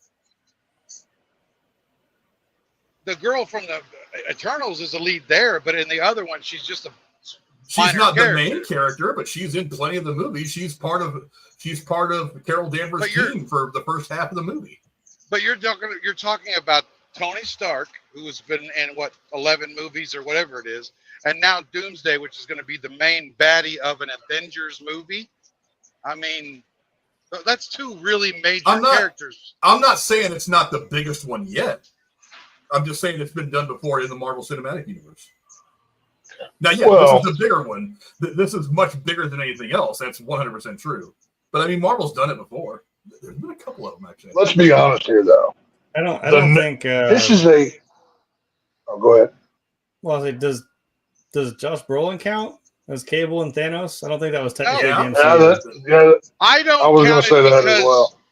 I don't count it because of the fact that was still Fox and not Disney. Yeah, was that Fox, not technically Marvel, but I'm like, you got Josh Brolin and who's Thanos. That's why and Cable. when I specify MCU, I'm referring I know what you mean. Disney's Marvel, not anybody else's. Yeah. That's like I said. That's why I don't count Evans either, because Johnny Storm was Fox and Cap was MCU, so that's why I don't count that as well. Let's be honest here, though, and I know this technically is now, though. Technically, he is. Well, he was Johnny Storm was in this movie, which is technically MCU, but yeah. I think RDJ coming back is a I'm sorry to the fans that liked Marvel pre-Endgame, and it was an I'm sorry for the crap we've put out since then. This is a Hail Mary. This was to get eyes back on the product. Deadpool and Wolverine, it's the exception to the rule. It's like I said earlier, this is not an MCU movie. Once this is over and they're back to Captain America 4 and Miss Marvel 2 and She-Hulk season, whatever, they're going to go back to their formula. But them bringing back RDJ, that was, hey, please give us another chance. We know we screwed up. The next year is going to be garbage for crap that we've already shot. But we've acknowledged our mistakes, both within Deadpool and Wolverine and bringing back Robert Downey Jr., which I think was a mistake. Dr. Doom is too big of a character. He's a Thanos-level character. You don't burn that in 2 movies. He needs to be bigger. I hope they don't waste Dr. Doom. And I think this Robert Downey Jr. thing is a splash in the pan. I don't know how it's going to go over in the end. Of course, when you announce it in Hall H, it's a huge thing. Everybody reacts. Yeah, it's awesome to see. But the long range of it, I think, is going to be more negative than positive because Dr. Doom is too important of a character to just burn quickly. So we'll see. Well, and he has to be in Fantastic Four. That's what I'm saying. At some if they're point, doing Fantastic Four, is that not where he should be? Well, from what I've read, he's not the main villain. Galactus is the main villain of the first Fantastic Four movie, and he's going to be like a stinger on the end or something. But, who knows? As if Galactus isn't like a fucking cosmic threat. Jesus, man. Right, well, that's what I'm saying. You wouldn't blow that wad either. Well, this is Thanos and Dr. Doom are 2 Avenger-level threats. You can build phases around either of those characters. You don't burn them like you would Whiplash in Iron Man 2 or random guy in Thor 3 or whatever. These are big characters. Do not waste them. I mean, I personally subscribe to the theory that after they're kind of building all of this to Secret Wars because if you pay attention to Comic-Con, they didn't announce any phases going forward. Kevin Feige very clearly stated, we're only talking about these few films. I don't think they have a plan going forward. I think they're just building the Secret Wars, and then they'll see when they get there because they don't have a plan yet. So, they have a plan. I don't know. We'll see. Well, they may have a plan, but it's not big enough to announce is what I'm saying. That's the thing. You look, here's why you don't announce what you're doing for the next 20 years of the MCU. You remember when they announced the Universal announced the MonsterVerse thing? Yeah, the Dark Universe.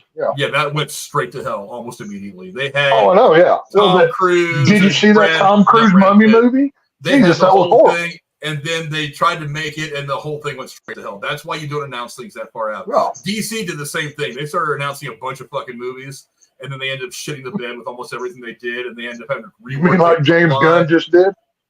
And then they ended up reworking everything on. But see, just announcing you're to make the movies is one thing, but they were actually trying to put shit into pre-production, and they were not getting anything right. So that's why you don't announce it now.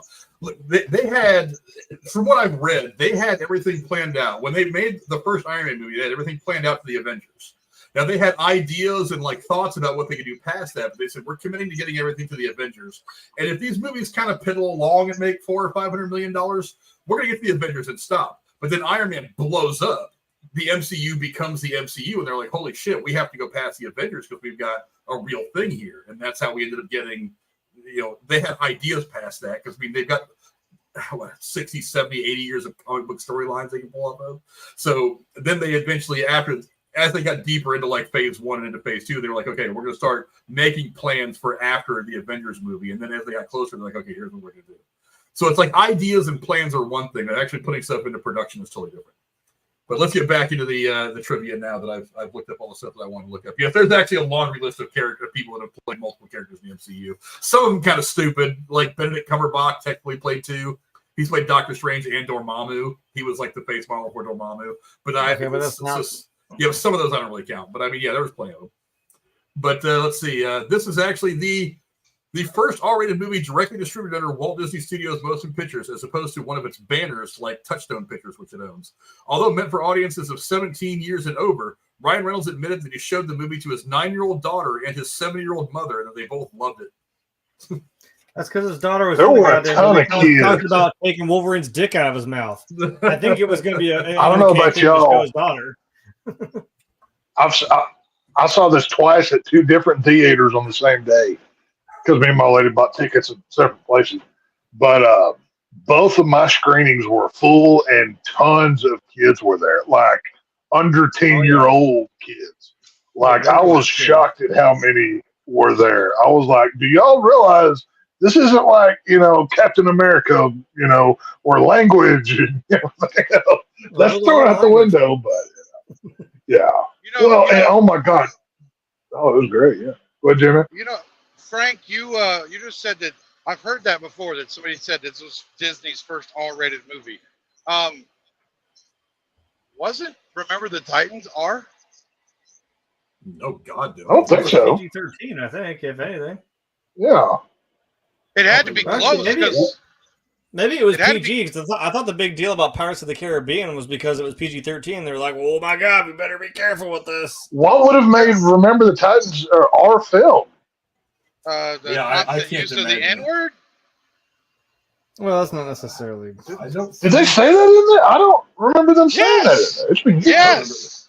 Besides the fact that Disney took liberties with that story, considering that they didn't actually have all that turmoil in real life during that team. I haven't seen that movie in probably 10 years. I need to go back and rewatch that, to be honest. I can't remember that. I need to go back and rewatch it now. I don't think that was rated R. Remember the Titans is rated PG. Yeah, okay, yeah, it's PG. Okay. I was gonna say, because that's one of the problems I've always had with sports movies that Disney does is they tend to Disneyfy them. They tend to not exactly tell the whole story. Like, yeah, all of their sport, like Cool Runnings. That movie was 100% fabrication. I love the movie too. Yeah, but it was 100% a fabrication. And even the Jamaican bobsled team that it was based on said that when we got to the Olympics, everybody there was really nice to us. They were really supportive. They were like, holy shit, these guys from a warm weather area that they've never seen snow or hear bobsledding. And they said a lot of those guys were very helpful. There was no racism. There was none of this. Why are you here, Jamaican? Blah, blah. They said none of that was true. So, I mean, yeah, they Disneyfied it. So, whatever. But it's amazing, though, that just sorry to sidetrack you again, but it is amazing that Disney, which promotes all this, liberalism and what have you, and Disney princesses and all that, would take Remember the Titans story and go, here's a whole bunch of racism that didn't exist. Well, Disney's gonna, what their agenda is, white man bad, especially white Southern man bad. So they have to vilify, somebody. So what are you gonna do? Yeah, but let's see. The release of this movie here in 2024 also coincides with the 50th anniversary of Wolverine's debut in the comics. So Wolverine's not 200 years old; he's only 50 years old. Okay, you're looking pretty good for 50 there. Well, as he states about Deadpool, it's a godforsaken joke that we have to put up with Deadpool for all these years. So, Wolverine's just delivering all the good lines. It's on all of us. And I don't know if you said it in this review or not yet, but the Honda Odyssey fucks hard. Like, I don't know if y'all know that or not. Hey guys, I like pegging, but Disney doesn't. Pegging's new for Disney. Not for me, friendo. Now, is Colombian marching powder okay? No, Disney knows all. Kevin Feige has a list. They know all the names. We can't say that. Do you want to build a snowman? Yes, Yeah. but I can't. Like, Jeremy, I think I told you this already. I went ahead on Fortnite and I bought the Deadpool and Wolverine bundle. I went ahead and spent some real money on V-Bucks so I could get that. And the Deadpool class that I set up, I called it Friendo 1, and the Wolverine one that I set up, I called it Friendo 2. Nice. So yeah, I'm all over. I just bought Wolverine. I should name mine Peanut. I had to have them both. Well, I couldn't buy one and not the other. I had to have them both. But I knew what side of the aisle I'm sitting on. Obviously, I knew which side I was going. I had to have them both. I couldn't have this one. I had to have them both. But let's see. Ryan Reynolds was actually forbidden from improvising dialogue due to the Writers Guild strike. You know what? I think that's an absolute fucking lie. Yeah. Really? I don't. Okay, let me. This writer strike was kind of fucking weird. You usually will have writers on set during the filming of a movie to touch up scenes, because you might shoot a scene and then the director look at the writer and say, I think this is missing a little something. Can we put some dialogue here and there? So you'll have writers there that will rewrite the movie as it goes. It's not usually significant stuff. Sometimes they'll write whole scenes, but sometimes it's just little bits of dialogue here and there. Because this movie filmed in part during the writer's strike, those writers were not allowed to work by union rules. Ryan Reynolds is a member of the Writers Guild, which was the union that was on strike. So, thusly, he could not do any writing work while on the set of this, which included ad-libbing. I 110% think that Ryan Reynolds was like, fuck that. I've got a better idea as to what I can say right now, so I'm going to say it. And just, because who's going to tell on him? Who was going to derail the production of this fucking movie and be like, Ryan Reynolds is over here doing rewrites in between scenes? Nobody was going to rat him out. I guarantee he was like, maybe in his head, maybe he didn't advertise it to the rest of the crew, but maybe in his head he was just like, I'm going to deliver this line a bit differently, or I'm going to sneak in a different word here and there, or I'm going to mess around and act like it's an outtake, but really we might end up leaving it in there. I'm willing to bet he did something like that. Yeah, but see, those would be considered rewrites. Those would be considered ad-lib. Same thing. Yeah, I don't know if they qualify that. When it comes see, I kind of look at that. Same thing. I kind of look at that as like, oh, sorry, go ahead. No, but you know that Bob Uecker didn't have any lines written for him in that in any of the major leagues. His was all done on the cuff ad lib. They did not have a script for him. The difference is that movie wasn't. None of the movies were filmed during a writer's strike. No, I understand that. I just don't. I think there's a difference between writers and ad-libbing. But you also have to take into account here. This is a Disney.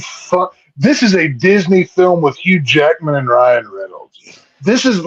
I guarantee you, they're looking at like, oh, well, the writer's strike rules say it's just like when you're speeding down the highway. Technically, you're breaking the law, but if you get away with it, no harm, no foul. You really think if Ryan Reynolds wanted to ad-lib a line, somebody's going to call the union rep up and raise hell and shut down production because Ryan Reynolds, one of the biggest stars in Hollywood, wanted to do something different? I'm not sure that they really come down too hard on him. You know what I mean? So, True. Just saying. Now, let's see. When Deadpool and Wolverine first arrive in the Void to begin to fight, I'm sure Jeremy saw it. Captain America's original 1940 shield from the first Captain America film is seen covered in sand. Right next to it, you can see Thor's comic accurate helmet. Yeah, I saw Thor's helmet. I saw that the second time around. Yeah. I saw the shield right away, and Jennifer even even nudged me during the movie. She's like, "What is that helmet right there?" And I was like, "That's Thor's original helmet." Thor. Yeah. Hey, the coolest thing in the Void was freaking Red Skull's car, man. I mean, they'd straight up Mad Maxed out Red Skull's car from the first Captain America movie. That thing looked freaking cool, dude. Like, I wanted one of those with that long wheelbase. Oh, it was great. I loved it. And they painted it to look like Tony Stark's hot rod from the first Iron Man movie. Yeah. It looked so good. Yeah, that was cool. Let's see. Captain America: Brave New World and Blade were both delayed to 2025 due to extensive reshoots and the strikes, leaving this as the only MCU film to come out in 2024. This is the first year with only one MCU film since 2012 when The Avengers was released.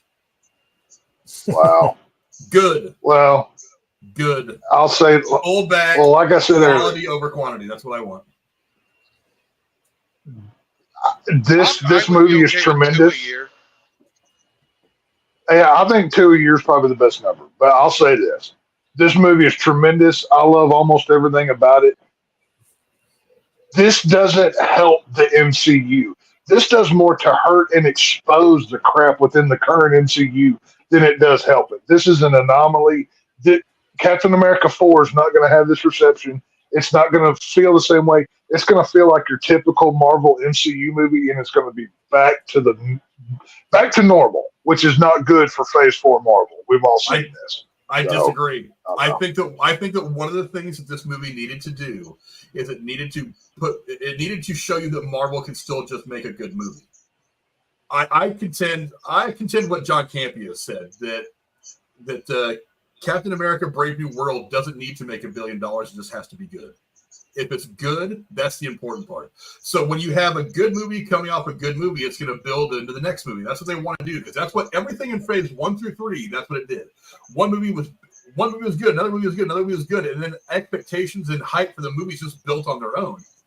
The fact that they were going through this kind of DC phase where it was like good movie, bad movie, okay movie, good movie, crappy movie, okay movie, crappy movie, good movie. The fact that they were kind of doing that roller coaster ride that DC was doing is one of the things that was hurting Marvel. And the reason Marvel was doing that is because under Bob Chapek, he was like, I want to put out 27 MCU products in a year, and that was what was killing it. I said the same thing about Star Wars years ago. I was like, I like the fact they're doing a Mandalorian, but we've gone from getting almost like one new Star Wars property every 15 to 20 years to all of a sudden we're getting a plethora of new Star Wars, and we're going to dilute the brand. And what happened? We started getting shitty product from Star Wars. Same thing started happening to Marvel. So I think what Marvel's doing now is they're just like, you know what? We're going to make one good movie this year. We're going to get on the right step. And then we're going to work on Captain America, Brave New World, Blade. I still don't know if we're ever going to see a Blade movie on the screen. But I mean, they've got Thunderbolts. They just in the last day or two started shooting Fantastic Four. What they need to do is they just need to put out good movies. Don't worry about the box office. If the movies are good, that's going to help. And I think that's what they're doing now. So money's not really the driving factor. They just need to be enjoyable. But let's see. Deadpool 2, director David Leitch was actually approached to return for this movie, but he had already committed to making another movie. You know what that movie was? The Fall Guy. Yeah. Boy, talk about a bad move. You know what's funny? Yeah. I still haven't seen Fall Guy. I can't bring myself to watch it. I haven't either. They've got the first 2 seasons of the original Fall Guy TV series on Amazon, and I'll watch like an episode here and there. And I'm thinking to myself, I'm just like, the trailers alone show me that you are capturing exactly none of the magic. You should have just called it Stupid Stuntman, and that would have made that movie a little bit more marketable and watchable. But the problem is there's, people my age, they're not really. I mean, they're going to go see it, but the young kids don't remember Lee Majors as the Fall Guy. They don't remember Heather Thomas and all her hot blondness. And the fact now, I have not seen the cameo yet. Now they both have apparently cameos in this movie, but I'm willing to bet that it's just like the cameos I was talking about. They're like, "Hi, remember me? I was in that thing," and then they walk away. And it's like, come on. I mean, I can't have you guys shitting on a good property just to try to make it new. And you put the good-looking guy in there, great. We've never seen that go wrong in a movie before, so whatever. Whatever. I'll get around to it one day when it hits Netflix or something like that. For right now, I'm not spending any money to see it. I can't imagine. There was one, and then say, it was good. There was one piece of trivia that I specifically wanted to ask Jeremy though. You obviously saw Deadpool in this movie, right? Did you recognize the voice of the person who did that? Not right away, but I know who it was. So I was going to say, I didn't know if it was your boy from Firefly, Nathan Fillion. That motherfucker's getting everywhere. He's in Marvel. Not only is he over, doing the Kyle Rayner stuff in DC, but he's still doing Marvel stuff with Deadpool. So I thought that was pretty cool to see him get a little nod in the credits as well. So. And he's going to be in DC. Yeah, that's what I'm saying. He's Green Lantern. Yeah. I'm gonna bring this up because you guys. I brought it up to Frank, obviously, pre-show before you guys got on the call. Aren't you glad we didn't get a Taylor Swift cameo? I was ecstatic. Yeah, I mean, I was so happy. I kind of thought she was going to be Lady Pool, and like as the scene went on and her mask came off, I was like, dude, I can handle this. I can handle if that's her, whatever. No, her face. Taylor Swift ain't got that ass that Lady Pool had. I knew that was Blake Lively. I've seen enough pictures of both of them to know the difference. By God, that was Blake Lively 100%, and she filled out that suit terrifically. So God bless her. You've seen enough pictures of Blake Lively. That's kind of scary. Anyway, damn right. Hugh Jackman actually had to bulk back into Wolverine shape before this movie. Although he had maintained a fitness regimen for health reasons, he had slimmed down a lot due to singing and dancing for 8 shows a week in a revival of The Music Man, and needed to gain a large amount of muscle mass in a short time between the end of that run and the start of principal photography of this movie. I did notice, even though it didn't hurt the performance for me at all, I did notice that he was not nearly as ripped for this movie as he had been for other Wolverine movies. Now, what are you talking about? He looked like a Green Godwin. That suit blew off of him. No. Go look at the picture. Go look at one of these pictures of him. Like I don't know if I have one of him sleeveless or not. Yeah, I do. I had him walking in the thing. Yeah. His arms right there. While he's most certainly in shape in this picture, he is not nearly as ripped as he was in. Was it? Any one of the scenes where he's jumping up out of the pool after he had the adamantium put in him and his claws come out, he does the thing. I mean, some of those, he is just he looks roided out. He looks like the fucking Hulk. I mean, he is just absolutely cut to shreds. And he is not the second time in this movie. The second time I watched the film, I was paying more attention to some of the minor details. I think they CG'd up Wolverine's arms once he rips the sleeves off of that costume. Like, it's not noticeable in every scene, but if you kind of pay attention more, it seems like they kind of helped him out a little bit. I mean, obviously that last scene where Deadpool looks at the abs and it does the whole thing. Yeah, that's some straight up CG shit. But no, I don't think he's as buff because, I mean, come on, how much human growth hormone does it take to stay in superhero shape, even if you're in the gym 7 days a week? But I think they kind of, fudged him up a little bit to look even better, which is fine. It's a comic book movie. You're supposed to, so not a big deal. True. Let's see. Before Hugh Jackman even thought about joining this film, the creative team was having such difficulty coming up with a story that they felt was worthy of a Deadpool sequel that they nearly chose to stop development on the film entirely.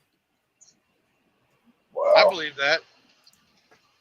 Well, I know that so far, I know that they wanted Wolverine to appear in the second Deadpool, and I don't think it was Hugh Jackman that poo-pooed the idea. I think Kevin Feige was the one that was like, no. He's like, not right now. And I think that was right about the time that they were getting ready to make the deal with Fox. So I was going to say, didn't Deadpool come out, or Deadpool 2 come out? Sorry, Fox poo-pooed. Yeah. Fox is the one that said no. And I think that was right about the time they were getting ready to make the deal with Disney. So I don't really know how that all played into it, but I mean, somebody higher up, I forget who it was the one that kind of was like, Ryan, we don't think you should do that for this movie. And I don't know. That was right around the time that they were probably negotiating with Disney to buy all this stuff. So maybe that had a lot to do with it. Maybe they just didn't think they wanted to bring Hugh Jackman back for whatever reason. Maybe at that time he wasn't interested. I don't really know. But I know that Ryan Reynolds said that there were plans to have him in the second movie. It doesn't work out. But let's be honest. Wolverine still couldn't have saved that second movie. The second movie's still good. It wasn't as good as the first. But I like Deadpool 2. I don't think there's been a bad Deadpool movie yet. I like 2 better than 1, but I don't know. No. If you're ranking the Deadpool movies, 2 is the last one of all 3. That's not to say it's bad, though. I mean, I agree that if you're ranking these 3 movies against each other, that the second one is third, but it's still a really good movie. You know what I mean?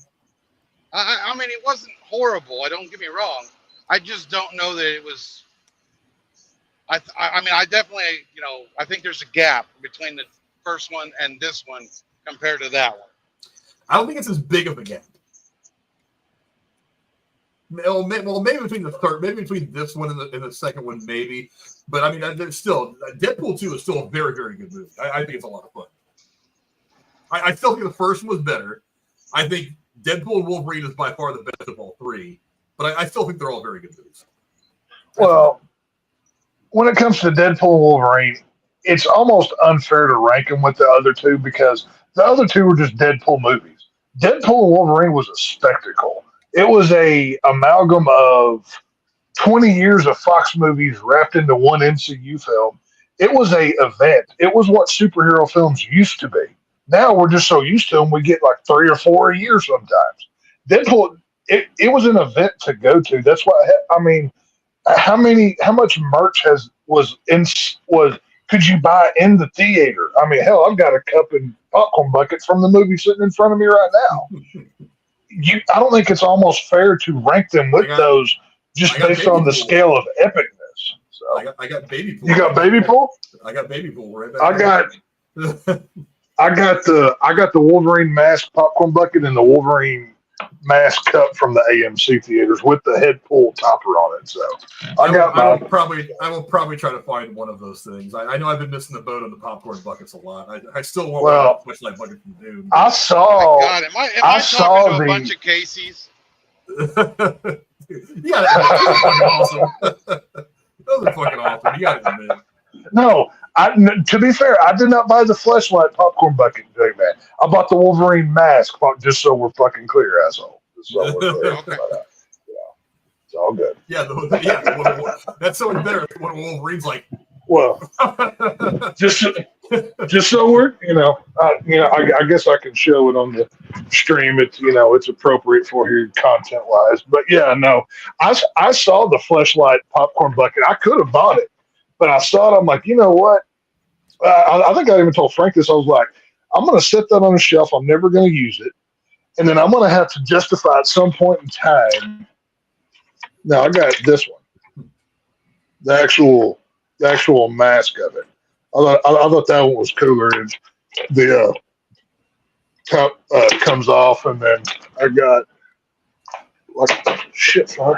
I got the actual Wolverine cup. And then it came with the head pull, nice, little topper. That was from the AMC theater. So yeah, I got my merch from it. It's all good. Jeremy and I are certainly going to be adding a few pop figures to the collection. It's from this movie. I got the Wolverine pop. I got a couple of that at Walmart back there, but I definitely need something. Yeah. I want the pop of I want Dogpool as a pop. That's the one that I really, really want. If I bought any others, that's the one I'd go for. Or Cowboy Deadpool. Cowboy Deadpool was great in the movie. Like, he got a couple lines in there. I thought he was fun. So I dug him. But one more piece of trivia I got, then we'll get out of here. Nice Pool is actually credited in the film as Gordon Reynolds. Gordon Reynolds is an alias that was created by Ryan Reynolds. Yes, really? I didn't know that. Yes, he does interviews with Gordon Reynolds.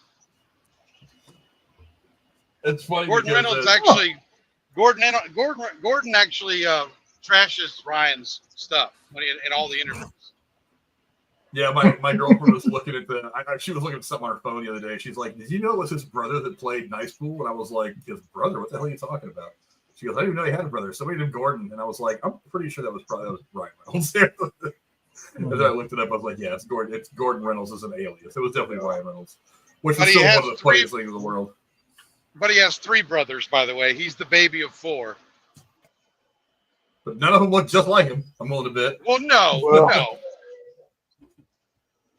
When it comes to Nice Pool, he may not have a mask or a healing factor, but he has that Honda Odyssey, and as I've already stated, that fucks real hard. So I guess that's all you really need after all. Honda Odyssey fucks hard. Come on, he had a great head of hair too. Hey, if Honda does not, and obviously they would have to censor it, that would be in every Honda commercial I cut for the next 50 years. A Deadpool in the back of that deal. That's the best sales pitch right there. That's all Honda will ever need to sell that van. So damn right. But let's start to wrap this thing up now. I think I'm sure that we can probably go on about stuff in this movie or the MCU as a whole where it's going for a while. But let's go ahead and start to wrap this thing up. Let me get you guys' final thoughts. I'll start with you, J-Man from KC. Give me your final thoughts on Deadpool and Wolverine. As I stated earlier, this was a great movie. It was fun to watch. I enjoyed it. I really fucking wigged out when Blade showed up. Could they have done different things? Sure. But would they worked? Who knows? But yeah, I thought it was great. I really enjoyed it. See, I'll go to you next, Tex. Give us your final thoughts on Deadpool and Wolverine. Yeah, I had a ton of fun with this. And just like J-Man said, this was an event. This proves superhero films aren't dead. It's just bad movies are, and people want good, fun stuff to go watch. And you didn't get preached at in this movie. It was just irreverent humor, great violence. That whole, Wolverine, I get to kill 100 of you, and he's just mowing through though. That whole scene was maybe best part of the whole movie. So much fun. I give this a 9 out of 10. Few minor things I would change, but just like J-Man said, who knows if it would work or not. Go see this thing 100 times. It's great. I love it. Jeremy, how about you? I mean, like I said, we've been looking forward to this movie for a long time now. Give me your final thoughts on Deadpool and Wolverine. I think Deadpool and Wolverine is also identifying as a Honda Odyssey because it also fucks hard. That's what I'm going to say about that. That's a great line. I like that. As far as I'm concerned, I mean, like I said, I was a little worried walking into the theater the first time because I was like, have I built this up too much? Should I have tempered my expectations? I left there pretty confident that I cannot think of a movie in the last 10 years that has pleased me as much as this movie. I mean, now, is it the next great piece of cinematic art? No, but I didn't want it to be. I didn't want it to be more than what it needed to be. And this movie needed to fit in just right with the Deadpool that we've had for the last 2 movies. It needed to fit in a little bit with the MCU since it's really connected to it now, but it really needed to be true to itself. And I think it did that in spades. The humor was amazing. My second time through, I mentioned in the Out of the Theater review that my only real problem with it as I was leaving the theater was that the jokes came so fast that I was laughing at one joke and then 2 more jokes went by me that I'm sure I would have loved, but I was so busy laughing at some of these other jokes that I just kind of missed them. Second time through, I heard a lot of those jokes. I was like, oh, yeah, those are funny, too. So, I mean, there's not really a whole lot wrong with this movie. It was exactly the movie that it needed to be. It was the most pleasing cinematic experience I've had in probably 10 years or more. This movie was exactly what it needed to be. And that's all.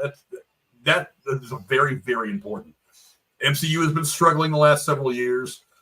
Some of that can be contributed to just like overall stuff going on in the theater industry, pandemic closures, strikes, things like that have really hurt.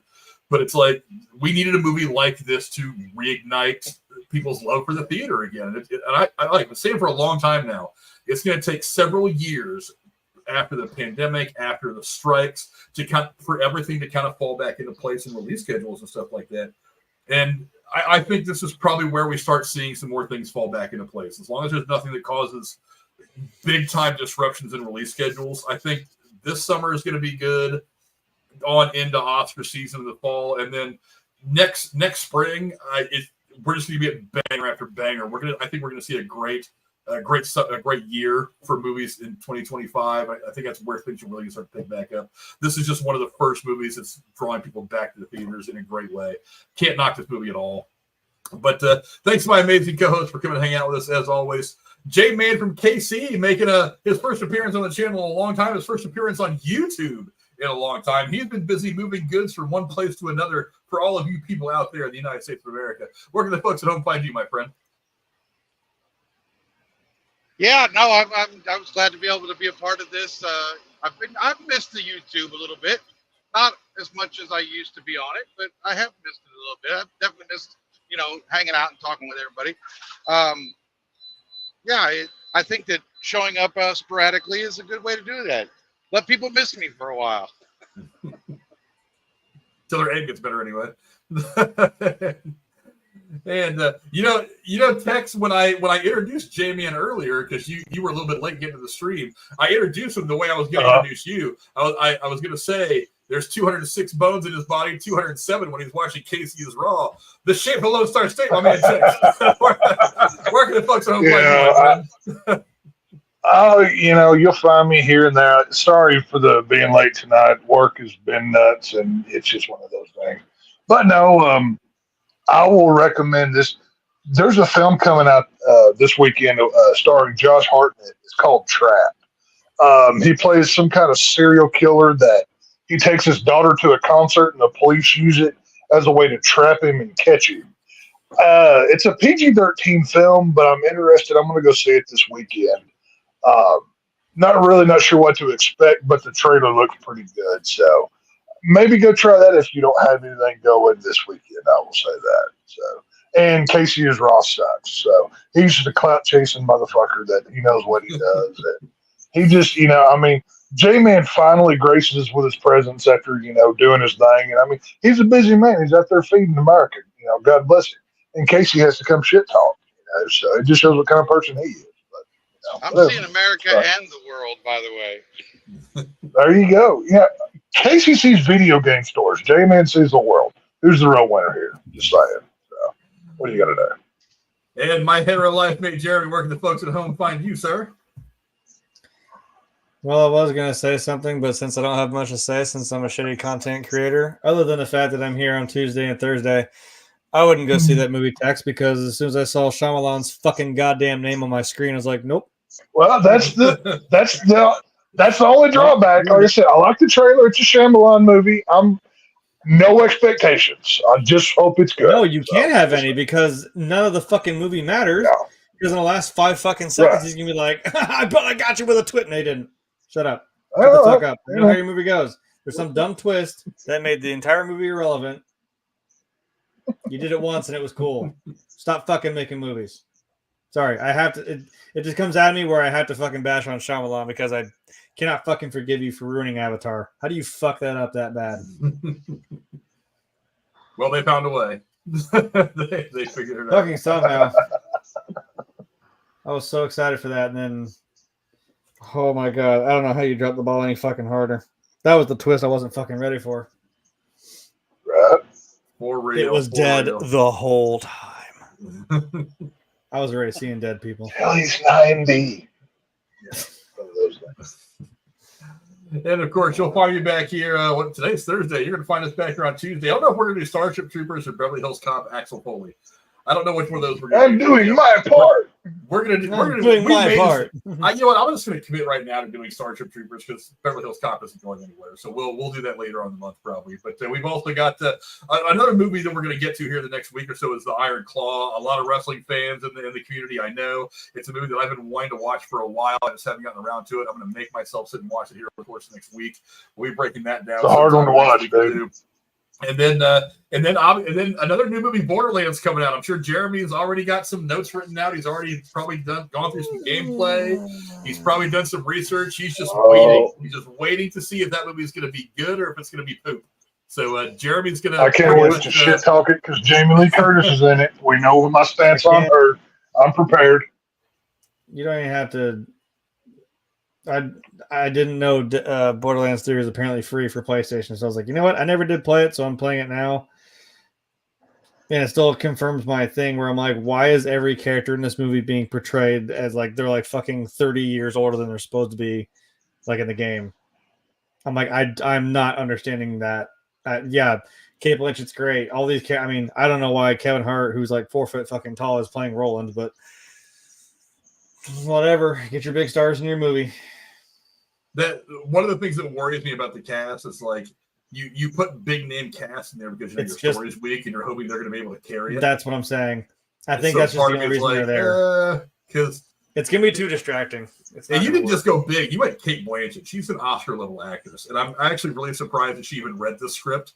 But I mean, maybe she saw how many zeros on a check and she was like, I'll give it a go. I just got to act for a couple of weeks. The rest of it's going to be CGI and then whatever. Video game movies are on a fucking high, and I'm like really worried this is going to take it a few steps down. I'm like, I don't know. There's been marked improvement in video game properties, how they translate to the screen. I mean, obviously we did Last of Us. This thing could work. It really could, but I'm just worried already from what I've seen that I'm like, I don't know. I don't know. Yeah, well, we're definitely going to tear that one apart when it comes out. Yeah. Good, bad, or otherwise, we're going to talk about it. But we will see you guys on Tuesday as we go over Stark Troopers. Until next time, adios. I got to get the camera just right. There we go. Yeah. Yeah. Till we're gonna make Frank do this till he's 90. Sorry, Frank, but you know you're gonna That's have only to. like Some 2 more years, residuals so by then. It's only like 2 more years, so it works out. I mean, I got to carry this now. Far from 90. Oh, God damn it. The rest of your Tuesdays and Thursdays are booked up, so prepare yourself. Pretty much, yeah. Thanks, everybody. Bye.